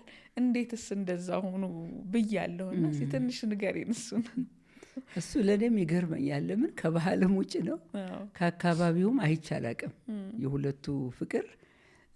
እውነት ነው ለመናገር እናቴ ሳትፈልግ ነው ከትዳሯ የተለየችው። ያው መንፈሱ በላዩ ላይ ያለው ነው። እገልሻለሁ ካልተለያየሽ እኔ ነኝ ባልሽ ብሏት ነው። ሰው አባትሽ አክሴፕት አያረግም ነበር በዛ ነው የተለየው? በጭራሽ አክሴፕት አያረግም። እሱ ሁሉ ኦርቶዶክስ ሆኖ እሷ የምታደርገውን ሁሉ ተይ አይጠቅምሽም ይላታል። ግን ወዳ አይደለም። መቼ ላይዋ ላይም እንደሆነ እንግዲህ እኔ ከመወለዴ ጀምሮ በፊት ነው መሰለኝ እና እሱ አይወደውም እና ከተለያዩ በኋላ እንኳን ተመልሳ ወደ ቤት እንድትመለስ ብዙ ጠይቋታል። ትዝ ይለኛል እግሯ ስር ቁጭ ብዬ ምን አለ ቢታረቁ ሁሉ ብያለሁ። መጥቶ ሲለምናት እንዲህ ጫፍ ላይ ቁጭ ብሎ ኧረ እባክሽን ልጆቻችን አብረን እናሳድግ። እኔ እኮ አይደለሁም የአባቴ አምላክ ነው እንደዚህ ያደረገኝ እና በሞት እኮ ልጆችን ያለ እናት ነው የምታሳድገው ስትለው ሁሉ ቁጭ ብዬ እግሯ ስር ሰማ ነበር። ስለዚህ አብረን ኖረን ከሚገለኝ በህይወት ልኑር ለልጆቼም ልኑር ብላ በቃ መጨረሻ ተለያዩ። ከዛ አባቴ ተስፋ ሲቆርጥ አገባ። ካገባ በኋላ እናቴና የእንጀራ እናቴ የሚገርም ነው። ከብዙ ቆይታ በኋላ የእንጀራ እናቴም በቃ አባቴን እናቴ እንደማትፈልገው ስታውቅ ተረጋጋች ማለት ነው።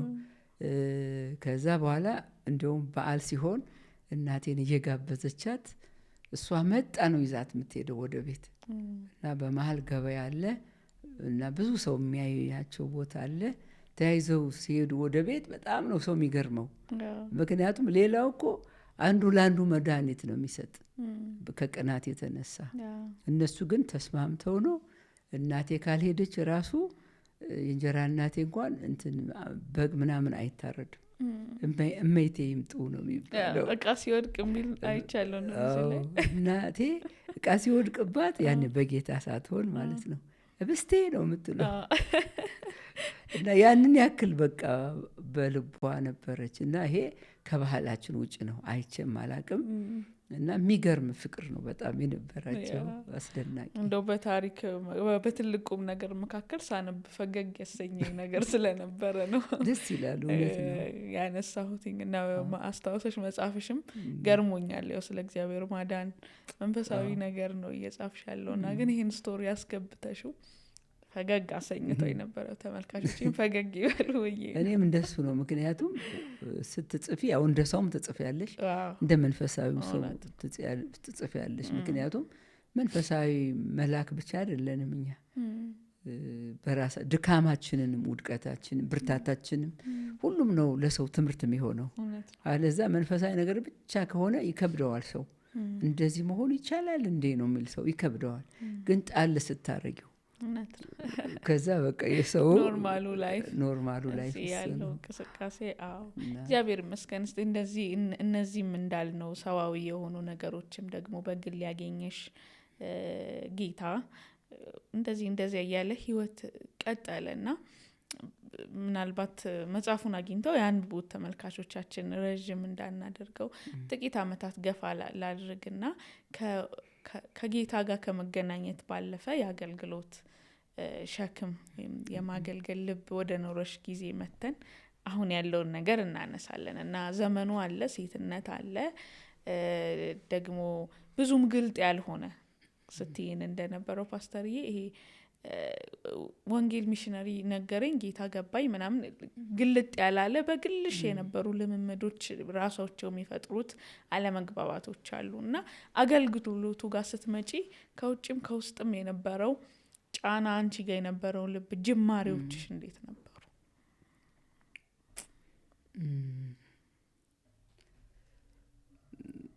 ያው እኔ መጀመሪያ ምን እላለሁ ክርስትናን በደንብ መኖር ነው። ለአገልግሎት መንደርደሪያ የሚሆነው ክርስትና ነው። ክርስትና ደግሞ ያው መገለጥ ነው እና ጌታ በገለጠልን ህይወት መመላለስ ስንጀምር እና ቃሉን መሰረት አድርገን መመላለስ ስንጀምር ከዛ በኋላ ያው የእግዚአብሔር ሐሳብ ወደ ህይወታችን ይመጣል። ወደሚፈልገን አቅጣጫ እንሄዳለን እና መጀመሪያው ክርስትና ነው የምለው። ክርስትና ኖረነዋል ወይ? አሁን የጳውሎስን ህይወት ስንመለከት ከክርስትናው ነው የሚጀምር። እንደውም ምን ይላል ሐዋርያት ሥራ ምዕራፍ 9 ቁጥር 6 ላይ ምን አደርግ ዘንድ ትወዳለህ ነው የሚለው። ምክንያቱም የተጠራንበት ዓላማ ከዳን በኋላ ለሱ ነን። መዳናችን ብቻ ነው ለኛ እና ከዳን በኋላ በቃ አቅጣጫችን ነው የሚቀይረው። የሱ ነን። በየት፣ እንዴት፣ መቼ፣ ለምን እሱ ይነግረናል። ግን መስመር ላይ የሚያስገባን ግን ከዛ በኋላ ከእግዚአብሔር ጋር ላለን ግንኙነት እሱ ለሚፈልገው ነገር ለመዘርጋትና ለመታዘዝ ክርስትና የመጀመሪያው መግቢያ ነው ብዬ ነው የማምነው መጀመሪያ። እና ከዛ በኋላ ያው አንደኛ ጴጥሮስ ምዕራፍ 2 ቁጥር 9 እና 10 ላይ ከድቅድቅ ጨለማ ወደሚደነቅ ብርሃን የጠራችሁ የእሱን በጎነት ልትናገሩ የንጉሥ ካህን ለርስቱ የተለያችሁ ናችሁ ነው የሚለው። በቃ ዓላማው ልክ ኤፌሶን 2:10 ላይ ለዚህ ተፈጠርንለት ዓላማ አለ። ወደ አዲሱ ሰው ከመጣን በኋላ የምንኖረው ለጌታ ነው። በዚህም ይሁን በዛ ወይ ካህናትነን ወይ ፓስተርነን ወይ ኤፌሶን ምዕራፍ 4 ላይ እንደሚናገር ማለት ነው። እና እኔ ይሄ ሁሉ ኋላ ነው የገባኝ። አሁን የምናገረው ሁሉ ገብቶኝ አይደለም፣ ግን አጠራሩ ገባኝ። ማለት ክርስትና በራሱ ዋጋ ያስከፍላል። ያው በእርሱ ልታመኑ ብቻ አይደለም መከራን ደግሞ ልትቀበሉ እንጂ ነው የሚለው። ማመናችን ከመከራ ጋር የተያያዘ ነው። ማመንንና መከራን መገንጠል አንችልም። አሁን በአንዳንድ ሰዎች የሚሰበከው ስብከት መስቀሉን የጣለ ስብከት ነው። መስቀል የሌለው ክርስትና አይደለም። ጌታም ሲጠራን እኮ ማንም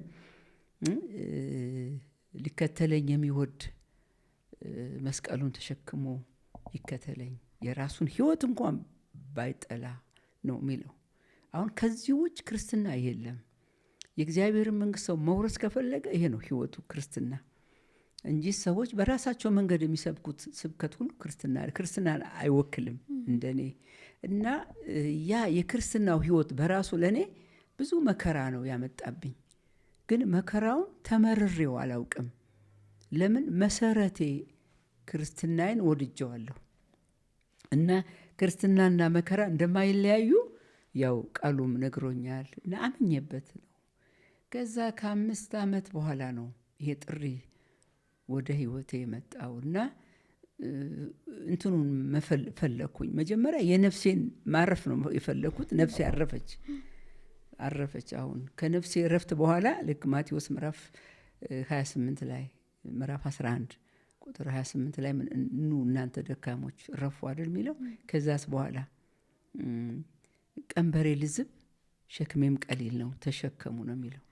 ያለንን እናራግፍና ቀሊል የሆነውን የሱ ሐሳብና ፈቃድ ያለበትን ነው የምንሸከመው እንጂ በዛው አራግፈን መሮጥ የለም።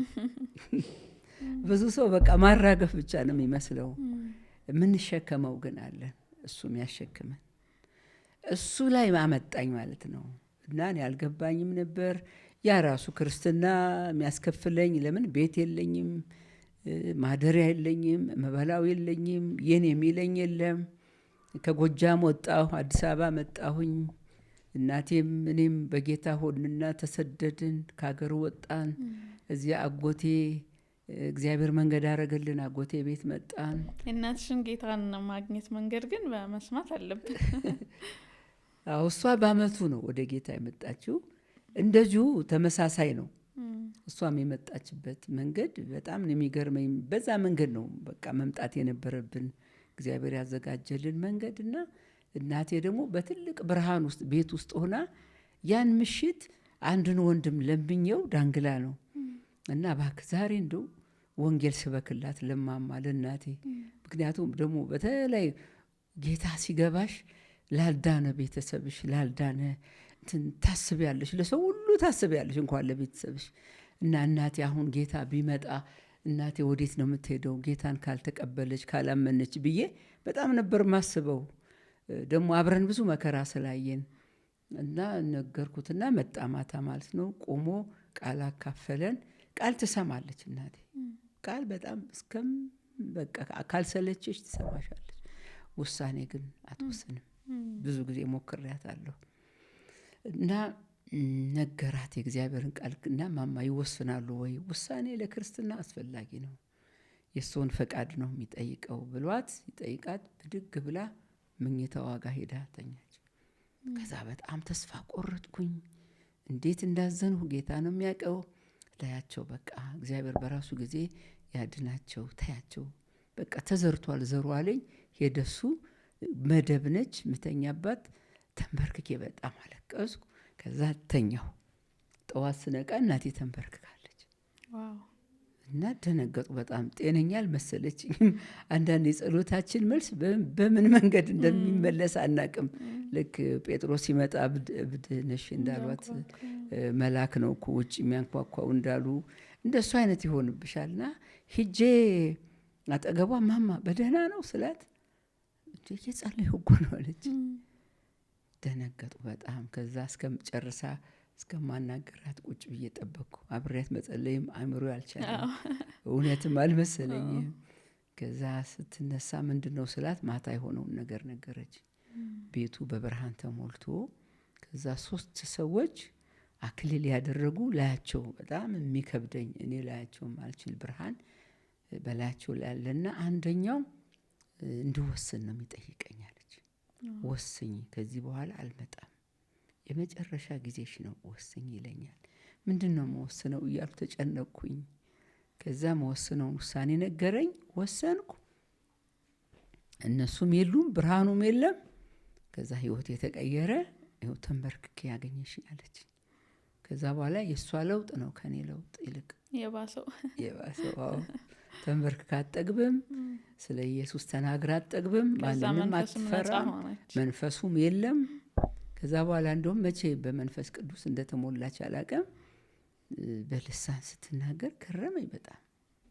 እና በቃ እንደዚህ አይነት አሰራር ጌታ በእኛ ቤት አድርጎ ያው ከጎጃም ለቀን ሄድን።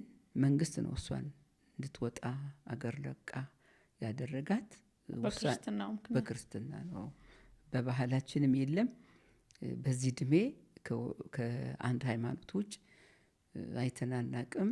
ለአካባቢውም ጥያቄ የሚፈጥር ነው። እንደገና ደግሞ ቤትወት ሌላ ኋላ ደግሞ ያው እሷ ስለቆየች ከባህር ዳርም ከጎንደርም ከአዲስ አበባ የሚመጡ ወገኖች ሲያልፉ በቃ የእሷ ቤት ነው ማረፊያቸው።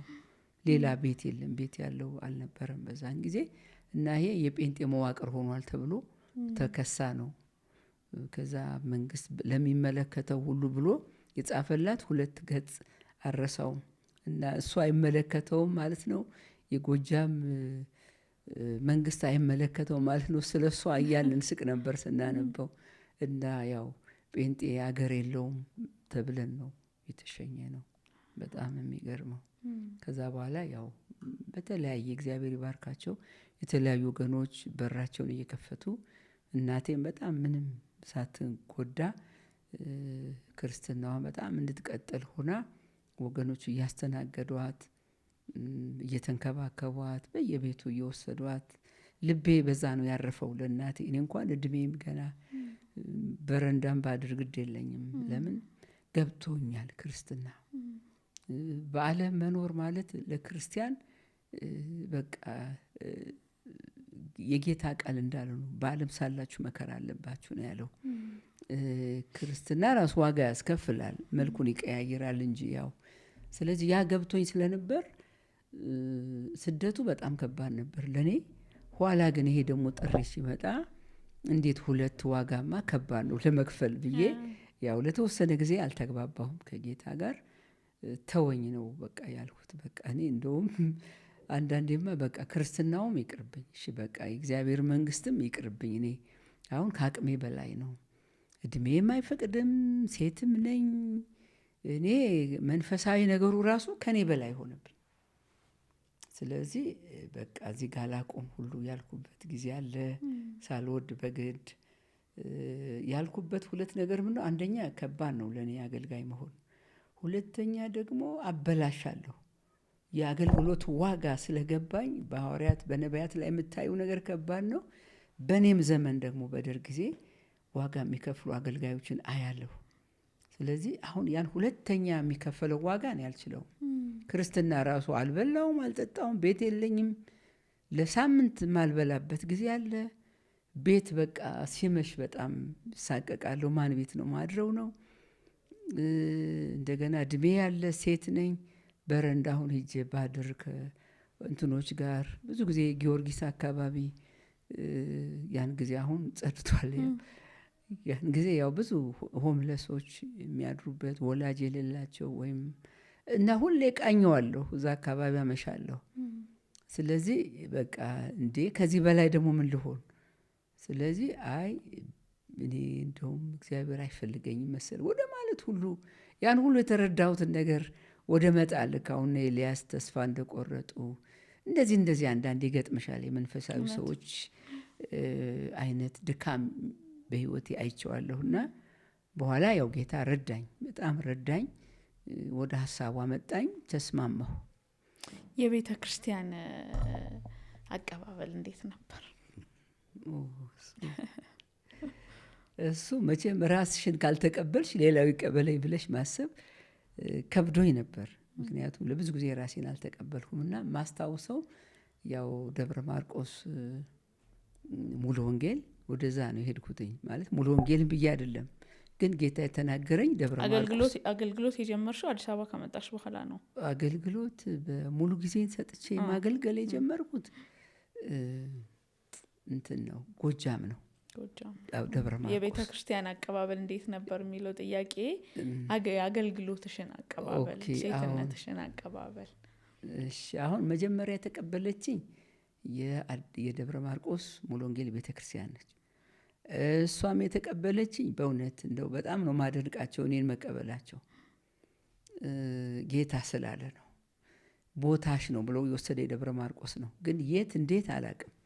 ሂጄ እንደውም በቃ እዛ በረንዳ የሚያድሩት ጋር ለማደር ነው እኔ ሀሳብ፣ የእግዚአብሔርን ፈቃድ ብቻ ለመፈጸም እና ፍቅሩ አስገድዶኝ እና ደግሞ ማስጠንቀቂያም ተሰጥቶኝ ነው። አሁን ሁለተኛ ያንን የእግዚአብሔርን ክብር ማየት አልፈልግም።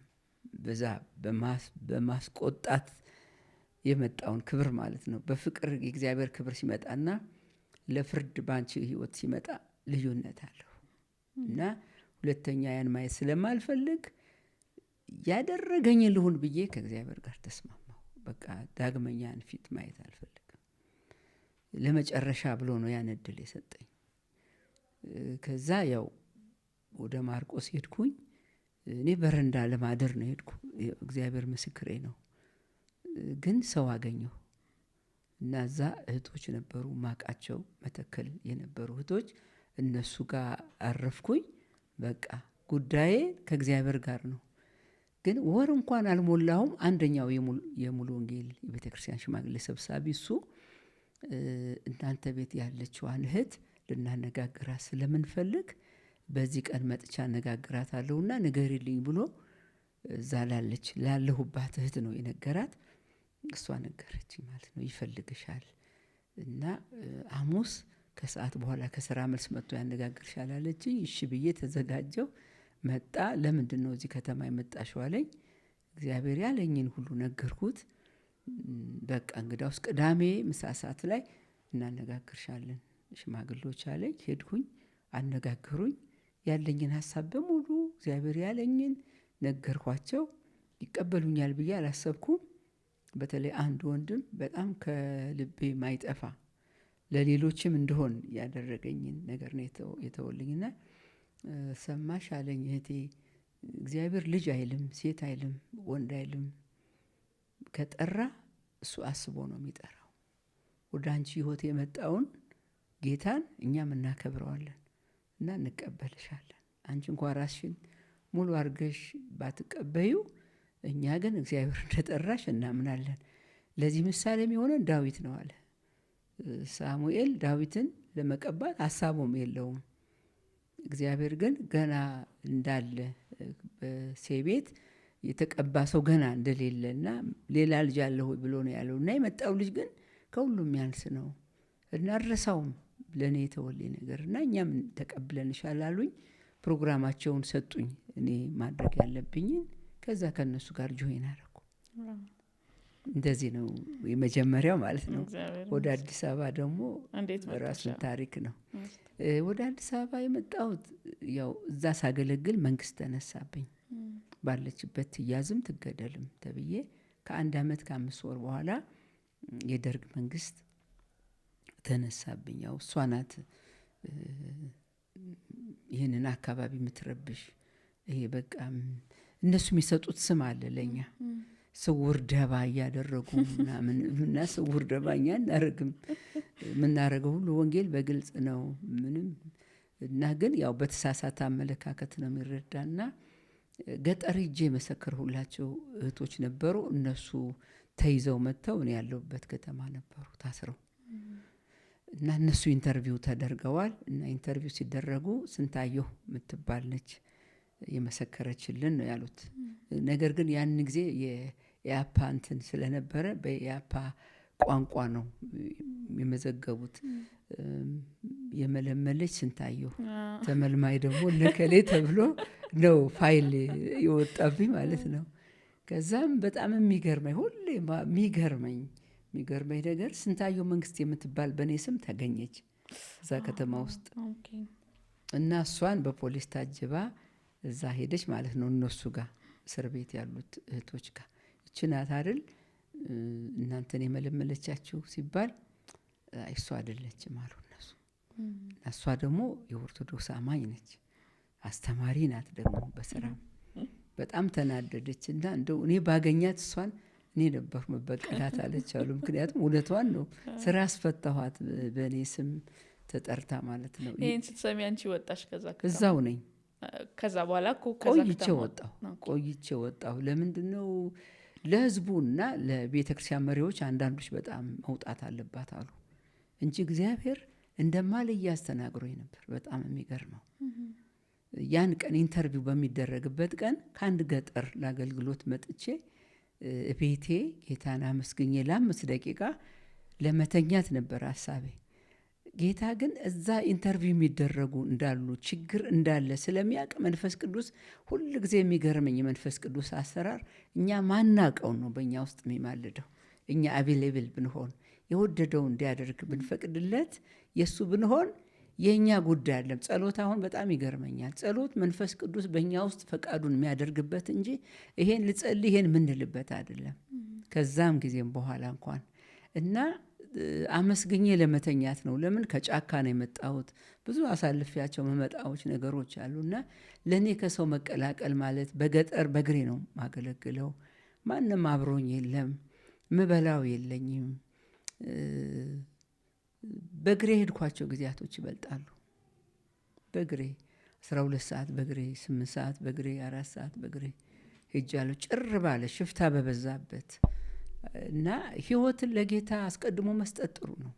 የራስ አለመሆንን ማወቅ እሱ ጠቅሞኛል በጣም። ምንም ነገር ቢደርስብኝ ኃላፊነቱን ሰጥቻለሁ። ከዚህ በኋላ ያለኝ ላይፍ ያንተ ነው። ቁረሰው ብትፈልግ በቃ ብዬና እንደሱ ስናደርግ ይገርማል። ኃላፊነቱ በደንብ ነው የሚወስደው ጌታ። ምንም እና አይደርስብሽም። እና በታምር ስለደረስኩ ቤቴ 5 ደቂቃ ላመስግን ጌታ ሆይ ከዛ ሁሉ አውጥተኝ እኮ ቤቴ ያደርሰኛል ብዬ ላመሰግን ነው።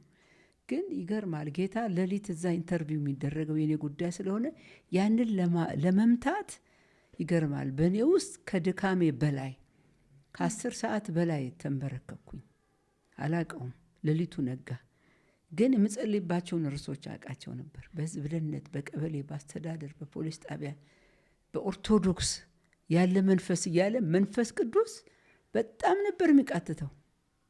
ምን እንደሆነ እኔ አላውቅም። በእውነት ከማንም ጋር አልተገናኘው። ሌሊቱ ነጋ። ከጸሎት ከተነሳው በኋላ ግን ህይወቴ ተቀየረ። ሁል ጊዜ መከራ ከፊቴ ካለ ህይወቴ ይቀየራል። የሚጨመር ኃይል አለ፣ የሚጨመር ብርታት አለ፣ የሚጨመር መለወጥ አለ።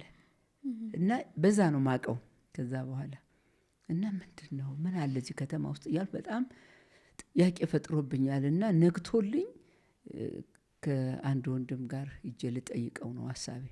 ከዛ ጸሎቱ አለቀ። የኔ ስላይደለ አለቀ። ሲጨርሱ እሱ እኔ ባዶ ሆንኩኝ።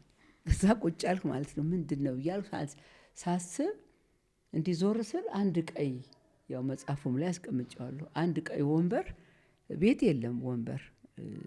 ወንበር የሚባል የለም። የሻይ ብርጭቆ የለም። የሻይ ቆርቆሮ የለኝም። የምግብ ማብሰያ የለኝም። ሁሌ ይገርመኛል። እኔ እኮ መላክ አገልጋይ ነኝ ይላሉ። የሚበላ የለም ቤት ውስጥ እና በታምር እንደምንኖር ነው የሚታሰበው።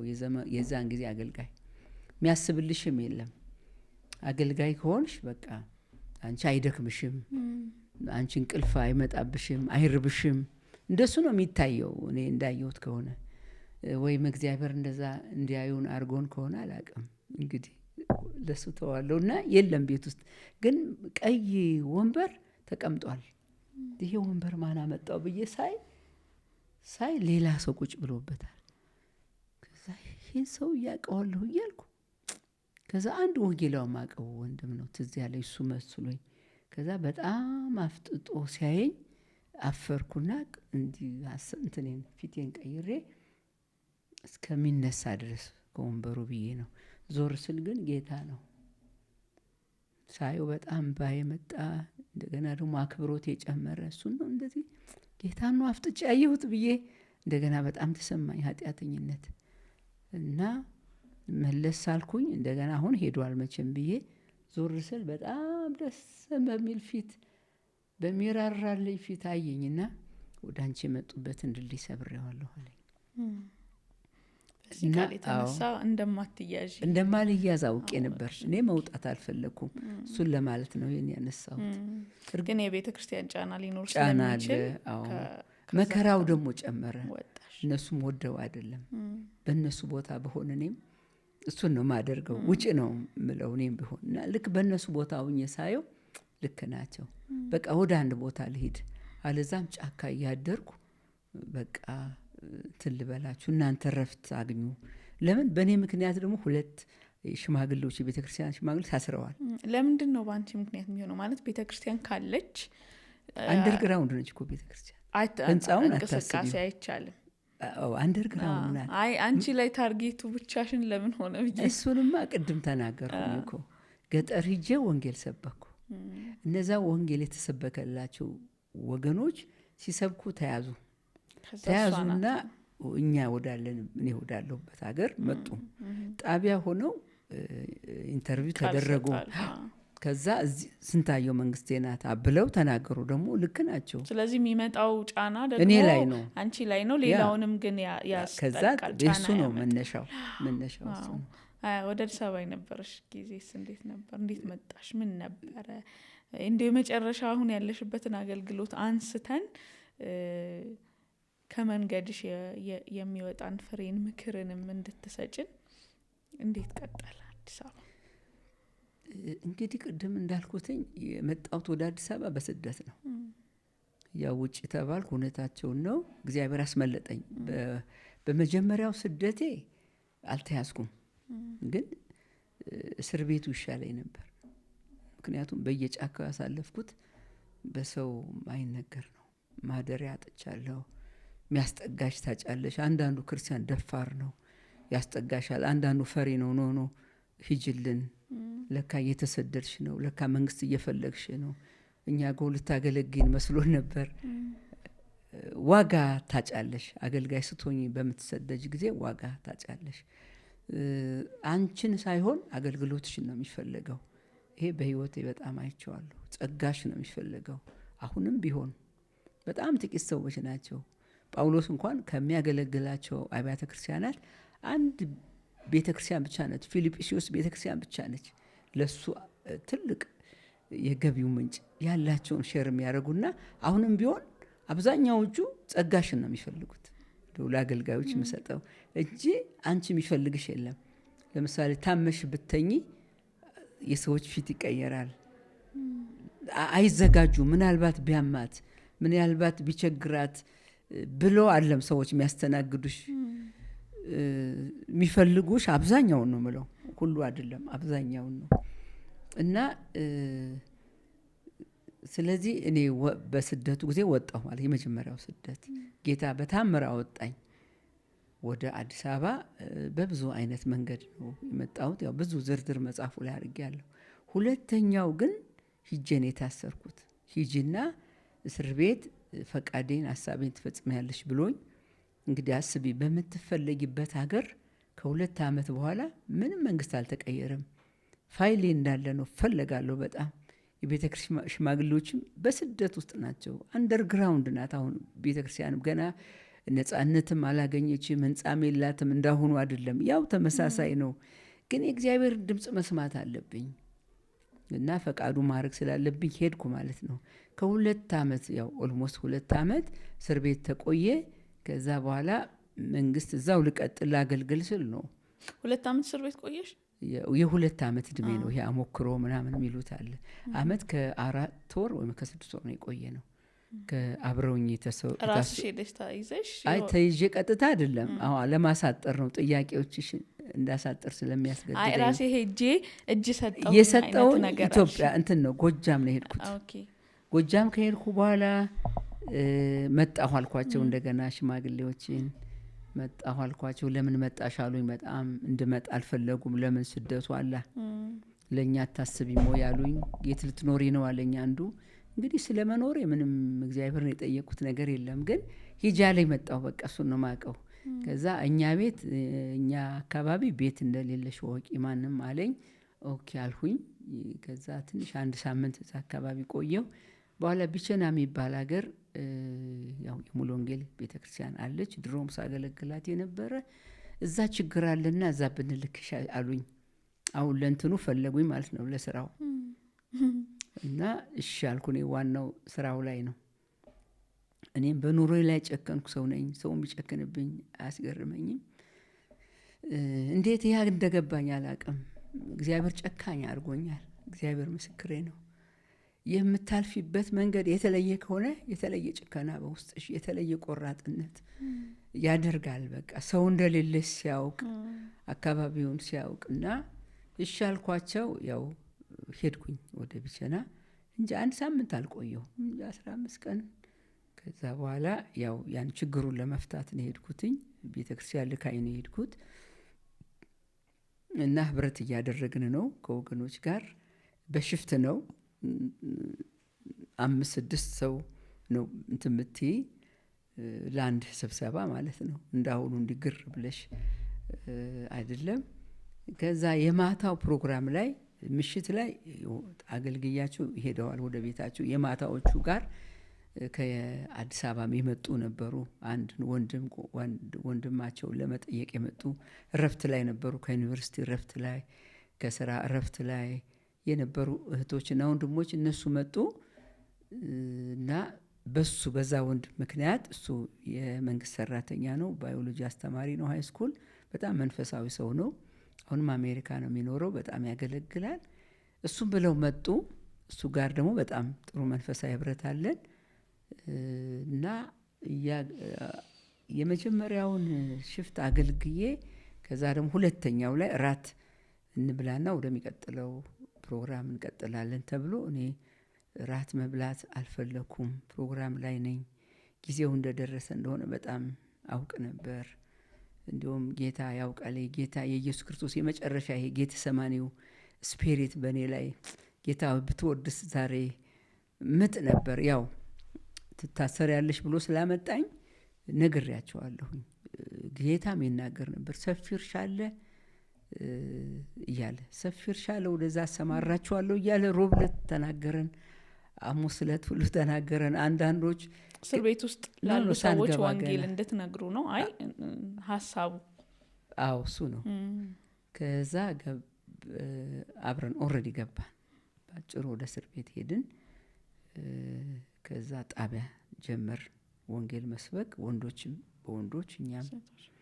ከዛ 2 ወር ቆየን ቢቸና። ከዛ ወደ ደብረ ማርቆስ ሄድን። ደብረ ማርቆስ 2 ወር ጣቢያ ቆየን፣ ወር ወይም 2 ወር። ከዛ ወደ ሆነ ቤት ወረድን። ከዛ ያልኩሽን ያህል ጊዜ አሳለፍን። ከዛ በኋላ ወጣን እና እዛ ልቀጥል ስላቸው እንድቀጥል መንግስት አልፈቀደልኝም። ያለኝ አማራጭ ወደ አዲስ አበባ መምጣት ነው። ከአዲስ አበባ በኋላ ግን እግዚአብሔር ይመስገን አገልግሎቴ በጣም ሰፋ። በየክፍለ ሀገሩ የመሄድ እድል አገኘሁ። እግዚአብሔር በሮችን ከፈተልኝ። በዛ አይነት እያለን ያው የነጻነቱ ዘመን መጣ። እግዚአብሔር ይመስገን። ይሄንን ታሪክ በእውነት በተሰደረ እና በደንብ በሚገባም ሰፊ በሆነ መልኩ እዚህ መጽሐፍ ላይ አለ። አሁንም ሰጀስት ማድረግ ፈልጋለሁ። በደንብ ይሄንን ሲሰሙ የሚፈጠርባቸውም ጥያቄ የሚያለፍናቸውም ነገሮች ካሉ በሙላት መጽሐፉ ላይ ያገኙታልና የነጻነቱ ጊዜ መጣ አሁን አልሽን ፓስተርዬ። እና ያ ደግሞ እናንተ ክርስትናን ያገኛችሁበት አገልግሎት የጀመራችሁበት ዋጋ የከፈላችሁበት ጊዜ አለ። እርግጠኛ ነኝ አሁን የኛ ጄኔሬሽን በዚህ ጋር የሚሰማው እንደዚህም አይነት ጊዜ ነበር፣ እንደዚህም ነገር አልፏል የሚል ነገር እንደሚሰሙ ተስፋ አደርጋለሁ። አሁን አንዳንዴ አንቺ ከደረሽበት ብቻ ይመስልሻል ክርስትና። አሁን ቸርች እኛ ምናቃት ትመስለናለች፣ አገልግሎት እኛ ምናቃት ትመስለናለች። አገልጋይ የሚባለው ነገር ራሱ አሁን እኛ የምናያቸው ሰዎች ብቻ ይመስሉናል። እና እናንተም ያለፋችሁበትን መንገድ ጌታ ይረዳችሁን፣ ራሳችሁንም እናንተ የሰጣችሁበትን መንገድ ማየት በዚህ ዘመን ላለው ወጣትም ደግሞ ክርስትና እንዲህም አይነት መልክ አለው የሚል ሜሴጅ እንደሚኖረው በጣም ተስፋ አደርጋለሁ። ደግሞ ከአንቺ አንደበት እስቲ ፓስተር አሁን ይሄ የነጻነት ጊዜ የምንለው መንግስቱን ብቻ ሳይሆን ሲዝኑ ራሱ የነጻነት ጊዜ ሆኗል አይደል? በሁሉም በቸርች ባለው በአገልግሎቱ በተለያየ መንገድ እና እግዚአብሔር ይመስገን ደግሞ በህይወት አንቺም አለሽ ሁለቱንም እያየሽ እና ይሄ ያለው ልዩነት አሁን የምታዩ ነገር እንደው በዛው ለአገልጋዮችም ለክርስቲያኑ ጄኔሬሽንም ካለፍሽበት በቀደም እያልሽን ነበር ኦልሞስት ወደ 50 ዓመት እንዲህ አሁን በአንድ ሰዓት የምናወራት ነገር የ50 ዓመት ታሪክ ናትና ይሄ ነጻነት ያልነበረበት ጊዜና የነጻነቱን ጊዜ እንዳየ ሰው ምንድነው አሁን ያለው መልክ እንዴት ነው የምታየው? እድሉን ባገኝ ይሄን ጄኔሬሽን ይሄን በመክረው የምትይው ነገር ምንድነው? እሺ ጌታ ይባርክሽ። ጥሩ ወደውም ሀሳብ ነው ጥያቄም ነው። ሌሎች ሚዲያዎችም ላይ ሀሳብ ሰጥቻለሁ፣ ግን ስትቆይ ደግሞ አጣጥመሽ ታበጫዋለሽ እና ይሄ ደግሞ አጣጥሜ የማመጣበት ጊዜ ስለሆነ በደንብ እጠቀምበታለሁ። እኔ ምንድነው የገባኝ ሁለቱንም ሳየው አሁን በነነህምያ ዘመን ሁለቱ አለ አይደል? ከምርኮ የተመለሱ ከዛ በምርኮ የነበሩ ምንድነው እኔ ማስበው አጠቃቀም መቻል ነው። የስደቱንም ጊዜ የነጻነቱንም ጊዜ ሁሌ ያለው ትውልድ ያለበትን ዘመን መዋጀት ወይም መጠቀም ለጌታ መስጠት ነው እንጂ ሁሉ ጊዜ የምንኖረው በዓለም ነው የምንኖረው። አጠቃቀማችን ግን ለጌታ ክብር ለመኖራችን ለጌታ ክብር እንደሆነ ማወቅ አገልጋይም ሆን አልሆንም ዋናው ለጌታ እንድንኖር ያደረገን ክርስትናችን ነው፣ አገልግሎታችን አይደለም። ክርስትና በራሱ የዓላማ ህይወት ነው።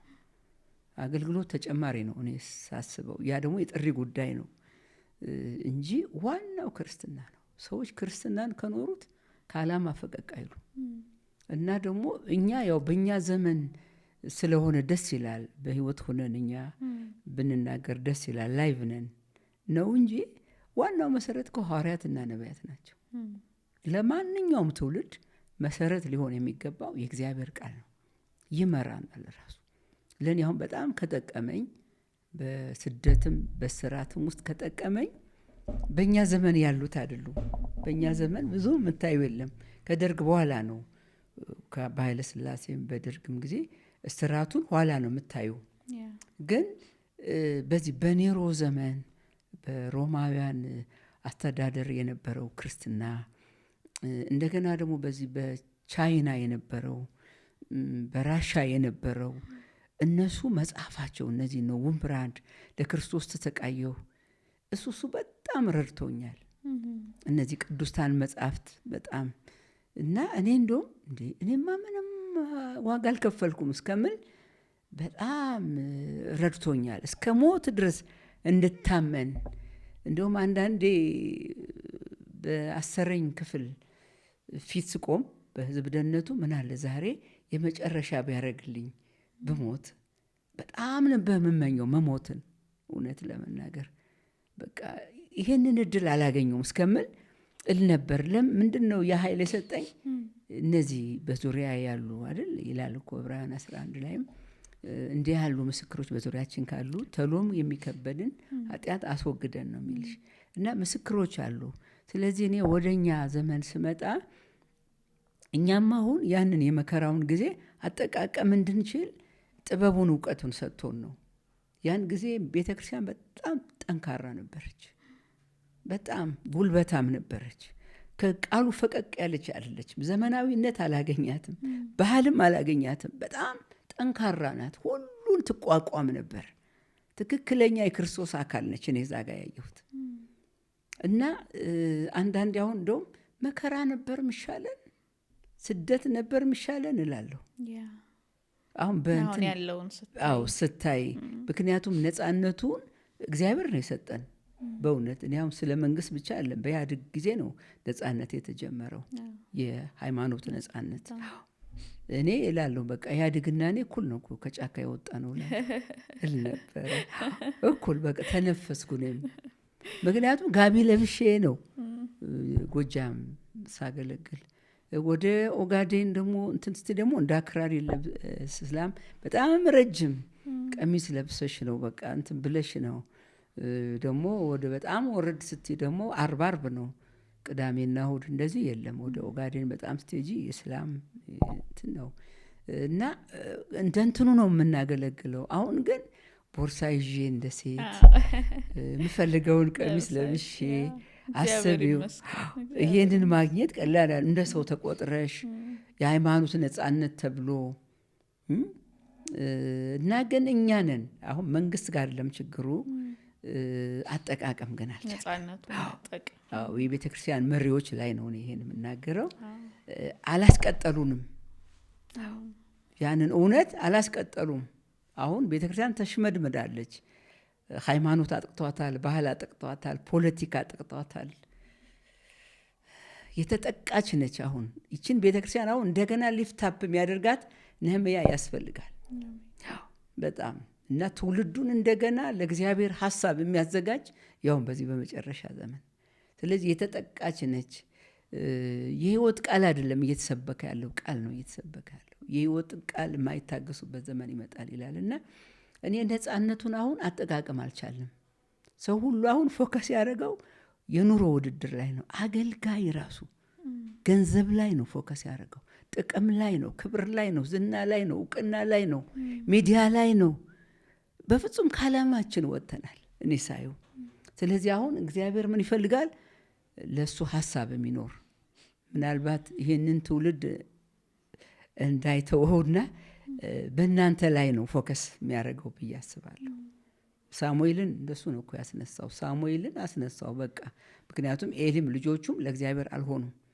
እና ይሄ አሁን ያለው የአገልግሎት ዘመን እግዚአብሔር በጣም እየታዘበን ነው። በጣም እየተመዘን በጣም እየቀለል እና ወንጌልን የገቢ ምንጭ ሆኗል አሁን እና አጠቃቀም አልቻልንም። ገንዘብ ከሌለ ማንም ሰው የሚያገለግል አይመስለኝም። አሁን የወር ክፍያ ከሌለ የጥሮታ መብት ካልተከበረ የሚያገለግል ሰው የሚኖር አይመስለኝም ወደፊት። ምክንያቱም እኛ ከምናገኘው ነገር ነው እንጂ ለጌታ ከመኖር ጋር የተያያዘ አይደለም። ለጌታ ያለን ነገር የጣልን ይመስለኛል። ዓላማ የሚባል አለ። ሙሴ ያህዌ ነሲ ያለው እግዚአብሔር ዓላማዬ ነው። ወንጌል ዓላማሽ መሆን አለበት። ጳውሎስ እንደሱ ነው የሚለው። ብኖር ለሱ ነው፣ ባልኖር ደግሞ ሞቱም ጥቅሜ ነው የሚለው። ቢሆንልኝስ በሞቱ ልመስለው ወዳለሁ ይላል። ያለኝን ሁሉ እየተው እንደገና ለመያዝ ዘረጋለሁ። መቼም ትልቅ ወኔ ነው የሚሰጥ ወንጌል፣ ወይም ጳውሎስ የሚናገረው ቃል ወኔ ይሰጣል። እና ጊዜ አጠቃቀም ላይ አልቻለም። አሁን ጠላት በጊዜ ተጠቅሞ አግኝቶናል እና የሙቪ መስሪያ ሆነናል። እኛ አሁን ሙቪ የሚሰራብን ድሮ አይደፈርም፣ እንሰደድ ያሳድዱን እንጂ እኛ ሙቪ ተሰርቶብን ጴንጤ ተሰድቦ አያውቅም ድሮ። አሁን ግን እግዚአብሔርን ማሰደብ ነው፣ ራሳችንም ተሰደብን። እኔ ለዚህ ትውልድ በጣም ነው ምራራው ማዝ ነው። ለምን እውነተኛ ነገር የቀለበው የለም። እግዚአብሔር ግን ሳሙኤልን እንደ ቀልቦ ራሱ ከዳን እስከ ቤርሳቤ ድረስ ካፉ የሚወጣው ቃል የማይወድቅ እንዲሆን አድርጎ እንደቀባው እርግጠኛ ነኝ ከዚህ ትውልድ ነው እግዚአብሔር የሚያስነሳ። ይሄ በጣም የተናቀ ይመስለኛል፣ ይሄ የኛ ጄኔሬሽን። ምናልባት ግን ቅሬታዎች ይኖራሉ፣ ምናልባት እንደ ካሌብና እንደ ኢያሱ እንጂ ሌላው የሚታየው ነገር ላይ ነው። ቤት ላይ አገልጋይ ከሆነ ምንድን ነው ማገኘው ነው። ነፍሳት አይደሉም፣ ደሞዙ አይደሉም፣ የሰው መዳን አይደለም። አሁን ሚዲያ ላይ ለመታየት እንትናችን እንዴት አድርጎ ወደዚህ ሰይጣን ሀሳባችን የቆዩት እንኳን ብዙ ዋጋ የከፈሉ ሰዎች እንኳን አሁን ክብርና ዝና ነው የሚፈልጉት። በጣም ይገርማል። እና የካሌብን ምኞት ጸሎት በጣም እመኘዋለሁ። የካሌብን መሻት ያኔም ይላል ጉልበታም ነኝ፣ አሁንም ጉልበታም ነኝ፣ አሁንም ለእግዚአብሔር ነው። እግዚአብሔርም ራሱ ስለ ካሌብ ሲናገር ምንድን ነው ያለው? ፈጽሞ ተከትሎኛል ይላል። በሱ ላይ የተለየ መንፈስ አለ። ፈጽመን ስንከተለው የማይደክም መንፈስ እግዚአብሔር ይሰጠናል። የእድሜ ጉዳይ አይደለም። እስከ መጨረሻው ድረስ እኮ ነው የተቀባ ነው። እስከ መጨረሻ ነው እኮ ቅባቱ በእኛ ላይ እንዲሰራ የጠራን። እስከ መጨረሻው የሱ ነን። ግን እኛ ደግሞ አጠቃቀም ካልቻል እንደ ሳምሶን በዓለም ጭን ላይ ነው የምንወድቀው። አጠቃቀም መቻል አለብን። ሳምሶን አጠቃቀም አልቻለም፣ ዓላማውን ሳተ። እኛ ዛሬ ደሊላ አይደለችም ዓለም አሁን ገንዘብ ላይ ነው። አሁን በጣም ሰይጣን ፎከስ እንድናደርግ ሰው ውጭ አገር ሄዶ ለማገልገል ገንዘብ እያሰበ ከሆነ በጣም ትልቅ በእግዚአብሔር ፊት ትልቅ ውድቀት ነው። ወድቀናል። እግዚአብሔር ሆይ ምንድን ነው ሀሳብህ? ለምን ነው ውጭ አገር መሄደው? ምንድን ነው እዛ ቸርች ሂጄ ማገለግለው ሳይሆን አሁን ምቾታችንን በማሰብ ነው። እና ሀሳባችን ራሱ መቀደስ አለበት። እኔ ከወጣቱ ጋር አይደለም ችግሬ፣ ከህዝቡ ጋር አይደለም። አገልጋዮች ላይ ትልቅ እግዚአብሔር መንቀል ያለበት ነገር አለ። እና ንስሐ ምንገባው እኛ ነን። ዮናስ ንስሐ እንደገባው ወደ ተርሴስ አይደል ሄደው? እግዚአብሔር የሚለው ወደ ነነዌ ነው። እኛ የእግዚአብሔር ሀሳብ ጋር እየሄድን አይመስለኝም። ምክንያቱም ለዚህ እኮ ነው ለመንግስትም ሸክም ሆነናል፣ ለሀገር ሸክም ሆነናል። እኛ ኮምፕሌን የምናደርገው የምናማረው ሌላ ነው። ግን እኔ ነኝ ያለ ዮናስ። እኔ ቤተ ክርስቲያን አሁን እርግጠኛ ብዙ ጾሞች አሉ አሁን በዚህ ሰዓት አይደል? የአብያተ ክርስቲያናት ሁሉ ጾም አለ። ግን መጾሙ ባህል እንዳይሆን ነው የምፈራው። አሁን እንደ ሌሎች ሃይማኖቶች መጾም ራሱ ባህል እየሆነ ነው። ግን ጌታ ሆይ ምን እናርግ? ከተጾመ በኋላ እኮ መጽሐፍ ቅዱስ ላይ ኃይለኛ ለውጥ አለ አይደለ? ዮናስ ንስሐ ከገባ በኋላ እኮ ንስሐ ሊያስገባ ሂዶ ነነዌ ንጉሱ ሁሉ ነው የተቀበለው። ለምን? ንስሐ የገባ አገልጋይ ነው። እኔን ጣሉኝ እኮ ነው ያለው። አሁን ንስሐ ያልገቡ አገልጋዮች ናቸው እኮ ንስሐ የሚያስገቡት። መቼ ተዉትና እምቢጮህ እኮ ብዙ ነገር አለ። ሳውል እኮ ብሏል። እግዚአብሔር ምንድን ያለው በሳሙኤል በኩል ለሳውል? ይሄ የምሰማው ድምፅ ምንድን ነው? ራሴን ሳላጸዳ ነው ወይ እዚህ ላይ ደፍሬ የምናገረው? አቅምም አይኖረኝም እኮ ጌታም ከኔ ጋር አይቆምም። ዋጋ እኮ ከፍለን ነው። ጌታ እኮ ዋጋ ከፍሏል ለዚህ ለምንኖረው ህይወት። እኛም እኮ ዋጋ ከፍለን ነው ለዚህ ትውልድ። ሞት እንኳ ቢጠይቅ አሁን በእውነት ለክርስቶስ ኢየሱስ የሚሞት አለ? አሁን ምድር ብትደበላል ኃይለኛ ስደት ቢሆን ቤተክርስቲያን ወደ ቀድሞ አንደርግራውንድ ብትሄድ አሁን አቅም አለ? በመከራ ቀን ብትላላ ጉልበትህ ጥቂት ነው ይላል። ለዚህ ነው ስትጸልዩ ሁል ጊዜ ትጉ ይላል። ጌታ ኢየሱስ ጋር አብረው አልጸለዩም ነበር። ያልጸለዩት ሁሉ ከጌታ ራቁ። ጌታ ግን በጌተሰማኔ ያንን ኃይል ያን ጉልበት አግኝቶ ነው መከራውን ያሸነፈውና በዚህ ሰዓት ምፈራው ጾሙም ጤነኛ ነው ወይ? ምክንያቱም ኢሳይያስ 58 ላይ እኔ የምፈልገው አይነት ጾም ነው ወይ? ፈቃዳችሁን እያደረጋችሁ የሰራተኞቻችሁን ደሞዝ እየከለከላችሁ ግፍ እየሰራችሁ ቤተክርስቲያኑ ስንት ለቅሶ አለ እንዴ! ትእዛዝህን ፈጽሜያለሁ አለ እኮ ሳሙኤልን ሳኦል። እንዴ ትእዛዝማ ከፈጸመ የሚያገሳው ምንድን ነው? ስንት ነገር እየጮህብን የጾም ሰዓት ጨርሰን ስንት ነገር ቁጭ ብለን ምን አለ ጉባኤውን ብናነጋግረው ስንት ሚሉ ነገር አለ። ስለዚህ ጸሎት ጾምና ጸሎት የሚጀምረው መጀመሪያ ዲስከስ ተደራርጎ ነው። ዝም ብሎ ሰባኪ እያመጡ እሱ አይደለም። መጀመሪያ እንትኑ ርሾውን መድፋት አዲሱ ሊጥ እንዲቦካ ብዙ አለ። እግዚአብሔር የሚያየው ብዙ አለ። እውነት እግዚአብሔር የሚያየው ብዙ ነገር አለ። እኛ ግን ለሰው ነው የምንኖረው፣ ለታይታ ነው የምንኖረው። ከሰው የምናገኘውን ላለማጣት፣ ከመንግስት ላለማጣት፣ ጥቅማችንን ላለማጣት ነው። በቃ ፕሮቶኮል ተጠብቆ ነው አሁን መድረክ ላይ ነው አይደለም። መንፈስ ቅዱስ የለም። ቤተ ክርስቲያን እንትቷታል መንፈስ ቅዱስ። ቤተ ክርስቲያንና መንፈስ ቅዱስ መለያየት የለባቸው። ሐዋርያት ሲጀምሩ አገልግሎት መንፈስ ቅዱስ ወርዶባቸው ነው። መንፈስ በአንድ ልብ ነበሩ መጀመር። አሁን አንድ ልብ አለ ወይ? አንድ ልብ በሌለበት መንፈስ ቅዱስ አይሰራም። የትኛውም ቸርች አይሰራም። ብዙ ጥያቄ ያለው ህዝብ አለ። እርስ በርስስ ቢሆን ጉድ አይደል እንዴ? እግዚአብሔር አልገለጠውም እንጂ አንዳንዴ በመንፈስ ስንሆን ቤቱ ያለውን ጉድ ስናይ ስም መጥራት ይከብዳል። በጣም ወደዛ መሄድ ይከብዳል። አሁን ጌታ ከኛ ጋር ነው ተብሎ ተደፍሮ ሲሰበክ እኔ በጣም እንዴት ብሎ ነው ጌታ ከኛ ጋር የሚሆነው? አይሆንም። ጾሙ እኮ ራሱ ሌላውን ለመግደል ሆኗል። እንደ አካብ ዘመን ናቡቴንን ለማስገደል አይደል እንዴ የተጾመው? በስጋ ባናስገድለው መድረክ እናሳጣቸዋለን ስንፈልግ። ስልጣኑ የኛ ነዋ። ብዙ ነገሮች አሉ እግዚአብሔር የሚያያቸው። ሰማዩ ተዘግቷል እኮ። የተዘጋ ሰማይ እንዴት ነው የምናስከፍተው ንስሐ ሳንገባ? እውነት ለመናገር መቼም ይህን እድል ስላገኘው ጌታን ከልቤ ነው ማመሰግነው። ብዙ ቦታ ያልኩትን ነው። እና ጌታ ከኛ ጋር ነው ለማለት ምን የሚያስደፍረን ነገር አለ? እየተሰዳደብን ሜዳ ላይ ከመድረክ ውጭ ያለውን እግዚአብሔር ያያል። መድረክ ላይ በጣም ጨዋ ነው የምንመስለው፣ በጣም ፕሮቶኮል እንጠብቃለን። ግን ልባችንንና ከመድረካችን ውጭ ያለውን አንዱ ለአንዱ ያለውን አንዱ ቤተክርስቲያን ለሌላው ያለውን እግዚአብሔር ያየዋል። ስለዚህ በሚያየን በእግዚአብሔር ፊት ንጹህ ካልሆን እርሾውን ደፍተን ነው አዲስ ሉጥ። እግዚአብሔር ዝም ብሎ ንስሐ ባልገባ አገልጋይ አይሰራም። መድረክ ላይ በጣም ጨዋነን፣ እውቀት እናካፍላለን፣ ህይወቱ ግን የለንም።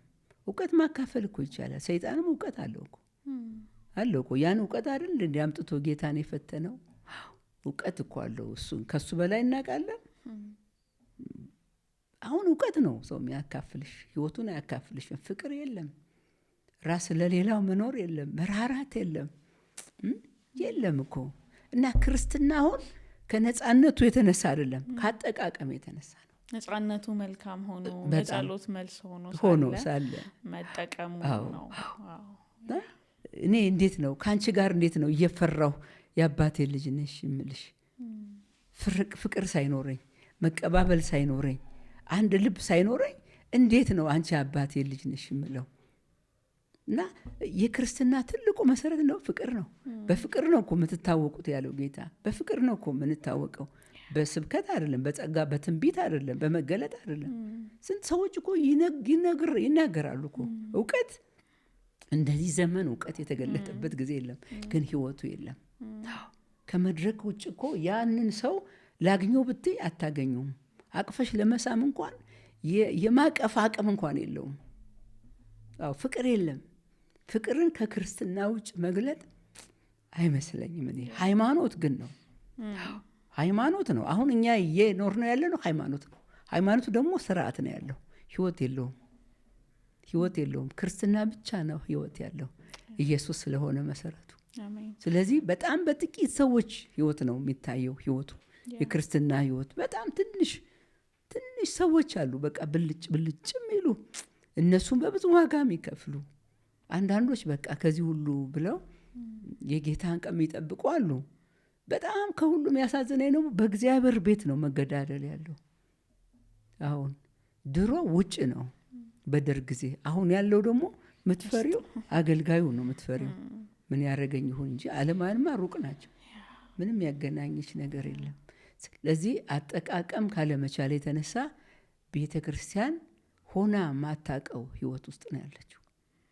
እንደዚህ ህያው ደግሞ ሆኖ ያንን መንገድ አልፎ ዛሬ ይህንን የሚያካፍለን የሚመክረን ሰው መኖሩም የእውነት ሚዲያም አንድ መንገድ ስለሆነ በዚህ ውስጥ አልፎ የእግዚአብሔር መንፈስ እንደሚመክር ከእውቀት ሳይሆን ከህይወት ከመንገድ ስለሆነ ለአገልጋዮች የቀረበውንም ተግሳጽ ለወጣቱ ደግሞ ርህራሄውን ጸሎቱን እግዚአብሔር ይስማልን። የእውነት ባለፈው በስልክም ስናወራ ነበረ ማሚ ያሉ ኢትዮጵያ መጥቼ አሁን ሳይ ወጣቶች አሉ ናፍቆት ያላቸው አሉ እያልሽን ነበርና ያው እግዚአብሔር ደግሞ ለዚህኛው ጄኔሬሽን እድል እንዲሰጥ የእናንተን ርህራሄ ይሄ እንደዚህ ካሉ ሰዎች ጋር ስናወራ እዚህም እግዚአብሔር በሚሰጠን እድል ነጻነቱን አያጥላሉትም። የምወደው ነገር እሱ ነው። ዛሬም ማሚ እንዳነሳሽው ነጻነቱማ በዛ ዘመን የእናንተም ጸሎት የእናንተም መሻት አይደል እንዲመጣ ለቤተ ክርስቲያን የተጸለየበት ዋጋ የተከፈለበት ነውና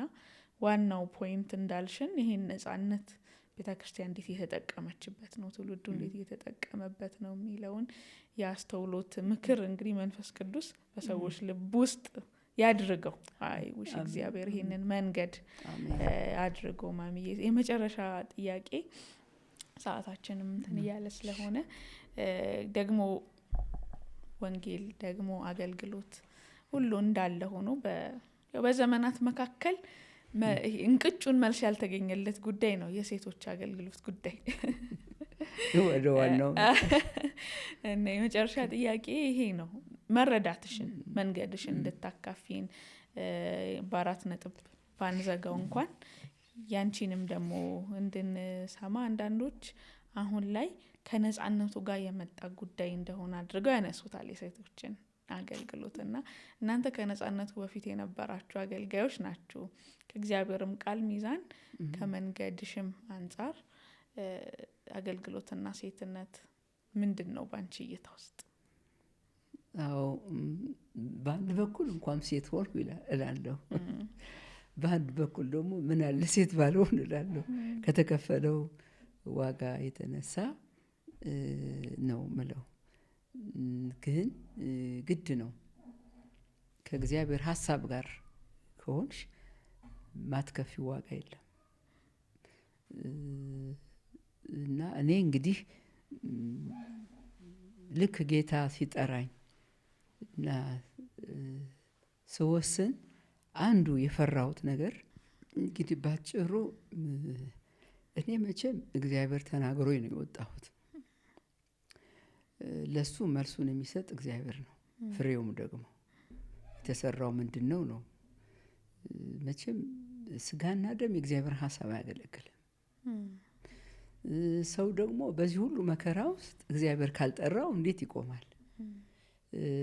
ምንድነውስ የተሰራው? እሱን እነዚህ በተለይ እህቶች አያገለግሉም የሚሉት ወገኖች ቢያዩት። ሌላው እግዚአብሔር ሆይ ምንድነው በቃ አሰራርህ ቢሉ ማለት ብዙ ወንድሞች አሉ ጌታ ይባርካቸው፣ ብዙ አባቶች ይሄ ችግራቸው ያልሆነ እግዚአብሔር በሴትም በወንድም ይሰራል። ደሞኛ የመንፈስ ቅዱስ ዘመን ላይ ነው ያለ ነው። መንፈስ ቅዱስ ገና በስጋ ገና በጣም የሚገርም ስራ አለው ጌታ። እኛ አሁን መከራውን ነው እንጂ አሁን እያየን ያለ ነው። በጣም በመከራ ውስጥ ሁሉ እየሰራ ነው ጌታ። ኃይለኛ ሪቫይቫል አለ አሁን ዓለም አቀፍ በኢራንም ቢታይ በአብያተ ክርስቲያናት ኢራን ውስጥ ያለ የጸሎት ህብረት ራሱ በአውሮፓ ብናይ እና ይሄ መንፈስ ቅዱስ ዘመን ነው። እንደውም ያስገርመናል፣ ገና ይመጣል። በጣም የሚቀቡ ሴቶች አሉ። እኔ አሁን ከዚህ ከሴቶች ሙቭመንት ጋር የተያዘ አይደለም የምናገረው፣ አይደለም። መንፈስ ቅዱስ የበላይ ነው።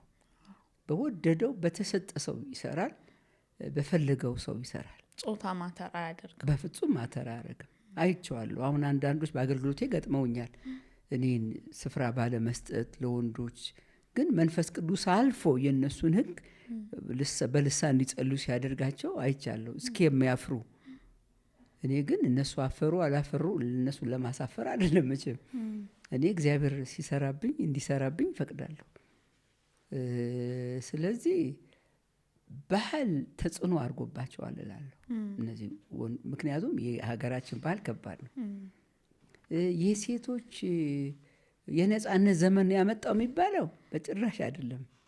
ወደ ሐዋርያት ስለምን አንሄድም? እነ ማርያም ምንድን የሰሩት? እነ ማርያም አይደሉም እንዴ እነ ኤማውስ መንገደኞች እነ ጴጥሮስ ሁሉ አሳ ላጥምድ ብለው ሲሄዱ ሴቶች አይደሉም እንዴ መስቀሉ ስር የተገኙት፣ መቃብሩ ስር የተገኙት? ትንሣኤውን ያወሩ እነማን ናቸው? ለነሱ ለዋኖች ለሚባሉት ለነ ጴጥሮስ ጌታ ተነስቷል ብለው ሄደው ያመጧቸው እነማን ናቸው? ከተኙበት ከፈርተው ከተደበቁበት ድንኳናቸው ያመጧቸው። ጴጥሮስን ያመጣው እነ ዮሐንስን ኑናዩ እያሉ እነማን ናቸው? እነ ማርያም አይደሉም? አልፈሩም እኮ። ፈርተው እኮ ጌታን ክደው በአንዲት ሰራተኛ ጌታን የካዱ እኮ እነ ጴጥሮስ ናቸው።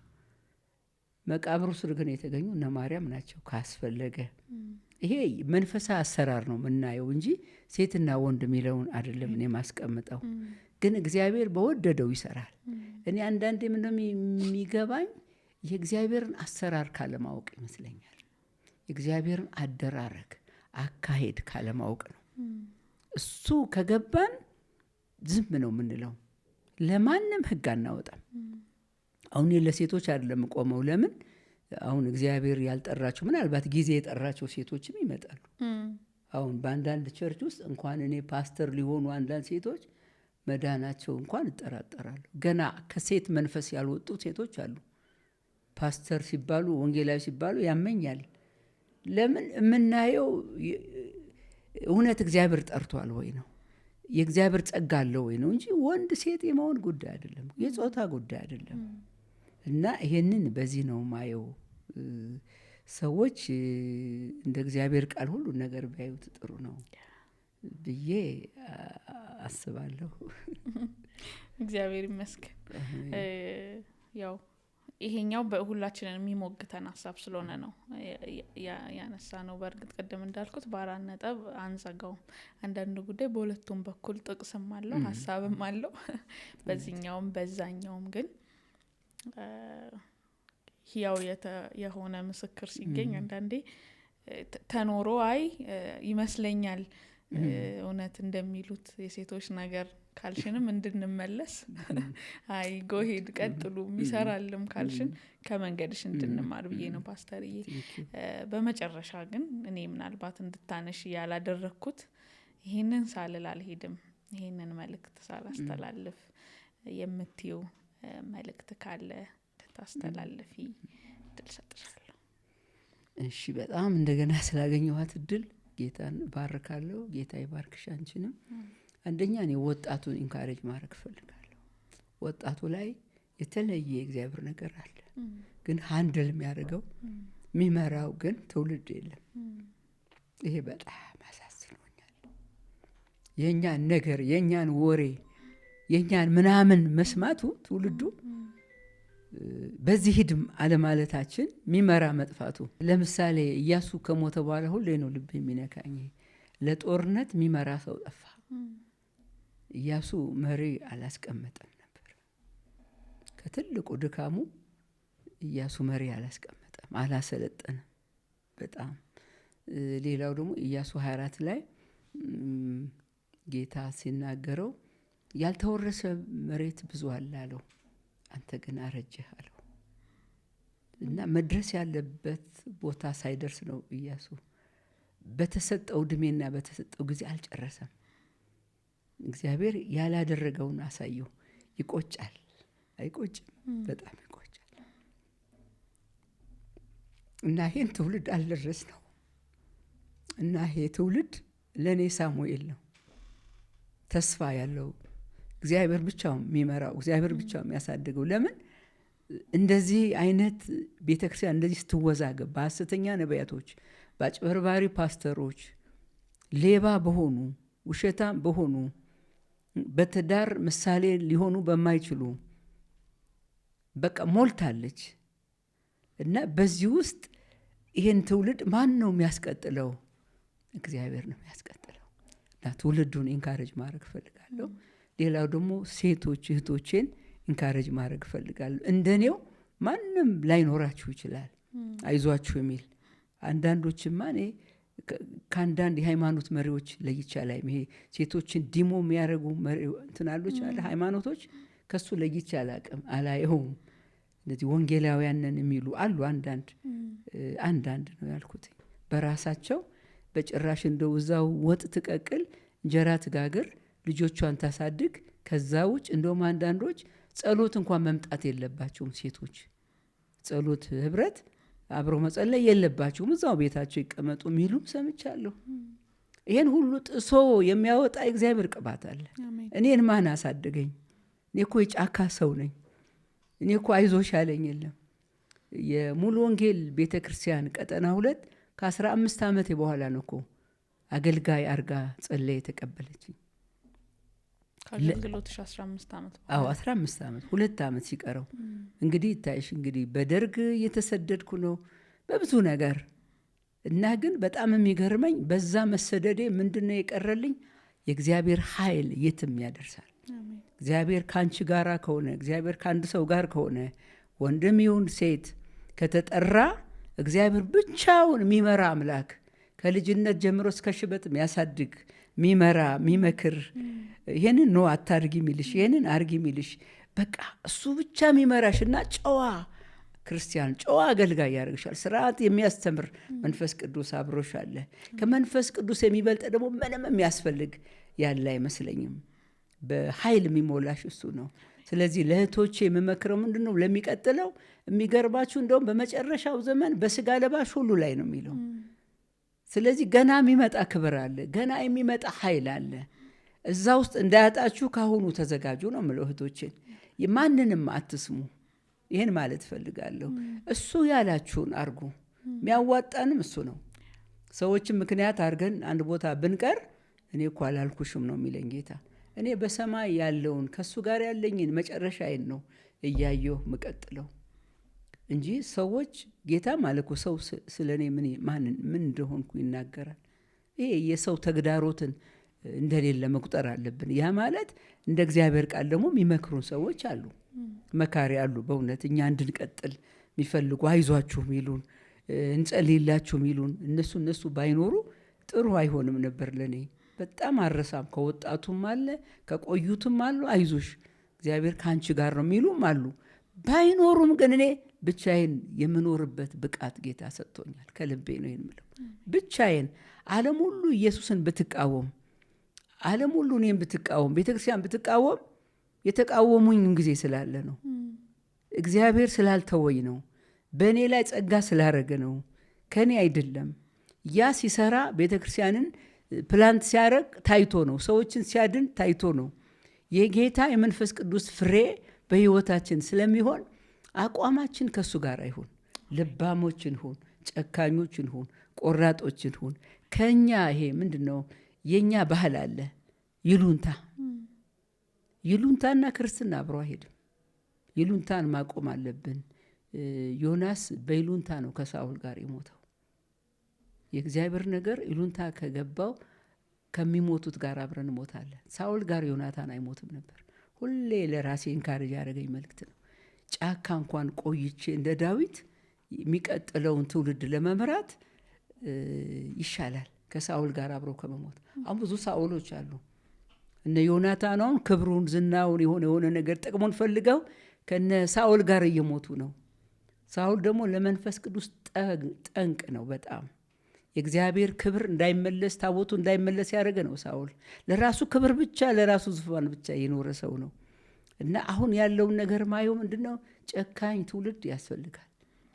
ጨካኝ እንሁን ሁላችንም። እኔም አልጨረስኩም ገና። ጨካኝ እንሁን። የእግዚአብሔር ስራ ጨካኝ ሰው ይጠይቃል። ያቋም ሰው ይጠይቃል። ይሉንታ የሌለው ሰው ይጠይቃል። ጥቅሙን የማይፈልግ ክብሩን የማይፈልግ እንደ እዩ አይነት ሰው ይጠይቃል። ለእግዚአብሔር መቅናቴን አሳያለሁ የሚል እንደዩ ለራሱ መቅናት ሳይሆን ለራሳቸው የሚቀኑ ሰዎች ለእግዚአብሔር ስራ አይሆኑም። አሁን የምናየው እሱን ነውና እግዚአብሔር ትውልድ ያስነሳል። እኔ ያየሁት እሱን ነው። በጣም ኃይለኛ ትውልድ ለፊት የሚያደርግ ካለው ከአመፅ ጋር ፊት የሚያደርግ የእዩ ቅባት የሚፈስበት ትውልድ እናያለን። የሚገርም ከኛ የሚሻል ከኛ የሚበልጥ እግዚአብሔር ለመጨረሻ ጊዜ ስራውን ለመጠቅለል መንፈስ ቅዱስ የሚጠቀምባቸው ትውልድ በጣም ደግሞ ከሚገርም ቦታ የመጡ ከእስልምና የመጡ ከኦርቶዶክስ የመጡ ከሂንዱዝም የመጡ ከሌላ የመጡ እነሱን እግዚአብሔር ለበቀል ቅባት ነው የሚቀባቸው። ሴቶችም በጣም በሚገርም ከኔ በሚሻል የሚቀቡ አሉ። በሚበልጥ በቃ ይሄን የሚያሳፍር የወንድን መንፈስ የሚመታ ቅባት በጣም ምሪቷ ላይ በጣም የሚገርም ቅባት ይፈሳል። ይሄ መጨረሻውን ስራ ጌታ ኢየሱስ ክርስቶስ በክብር ከመምጣቱ በፊት አስገራሚ የሆነ የመንፈስ ቅዱስ ቤተ ክርስቲያንና መንፈስ ቅዱስ አብረው የሚሰሩት ስራ ኃይለኛ ስራ አለ። ለክርስቶስ መምጣት የሚዘጋጅ እውነተኛዋ ሙሽራ ተውባ ደምቃ ሜካፑን መንፈስ ቅዱስ ሰጥቷት አምራ ማታሳፍር ሙሽራ ሆና ለሙሽራው የሚያዘጋጃት መንፈስ ቅዱስ ነው። ስለዚህ ያ ጊዜ ፊታችን አለ። ክብር ለጌታ ይሁን። እኛ ችግሩን ነው መስማት ማውራት የለብንም። ሊመጣ ያለውን እግዚአብሔር በእኛ ላይ ሊያፈስ ያለውን ቅባት ትውልዱ ሊታደግ ያለ ቅባት አለ። ገና ከሩቅ አሉ የሚመጡ ወደ እግዚአብሔር ቤት የሚፈልሱ እግዚአብሔር የሚጠቀምባቸው ሴትና ወንድ ልጆች አሉ። ስለዚህ ወደዛ ፊታችን ብናቀና ጥሩ ነው። አሁን በዙሪያችን ያለውን ችግሩን አናስተናግደው። መንፈስ ቅዱስ ምን ይላል? መንፈስ ቅዱስ ምን ሊያደርግ ነው? ቀጣዩ የማን ተራ ነው? የመንፈስ ቅዱስ ተራ ነው። እና እግዚአብሔር ይባርካችሁ ጊዜ ስለሰጣችሁ። አሜን።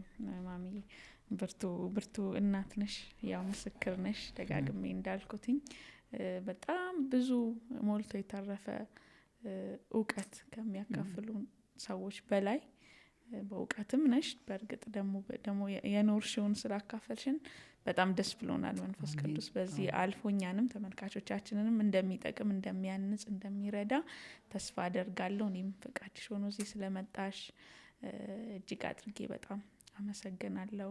ኑሪልን። አሜን። እኔም አመሰግናለሁ። የተወደዳችሁ የሰማይ ቲዩብ ቤተሰቦቼ ይሄን ማዳኑ ይወራ የሚለውን መጽሐፍ አግኝታችሁ ደግሞ ብታነቡት በይበለጠ እንደምትጠቀሙ የህይወት ምስክርነቱን ሁሉ እንደምታገኙ ልነግራችሁ ወዳለሁ። እኔ መጽሐፉን ቀድሜ ስላነበብኩት በነበረን ቆይታም እንደተጠቀማችሁ ተስፋ አደርጋለሁ። ይሄ ለሚመለከታቸው ለሚያስፈልጋቸው ሁሉ ሼር እንድታደርጉልን ደግሞ በጌታ ፍቅር ጠይቃችኋለሁ። አብሬያችሁ የነበርኩት እህታችሁ ትዝታ ተክሎ ነኝ። ሳምንት በሌላ ሰማያዊ ሀሳብ በሌላ እንግዳ እንገናኛለን። ሰላም።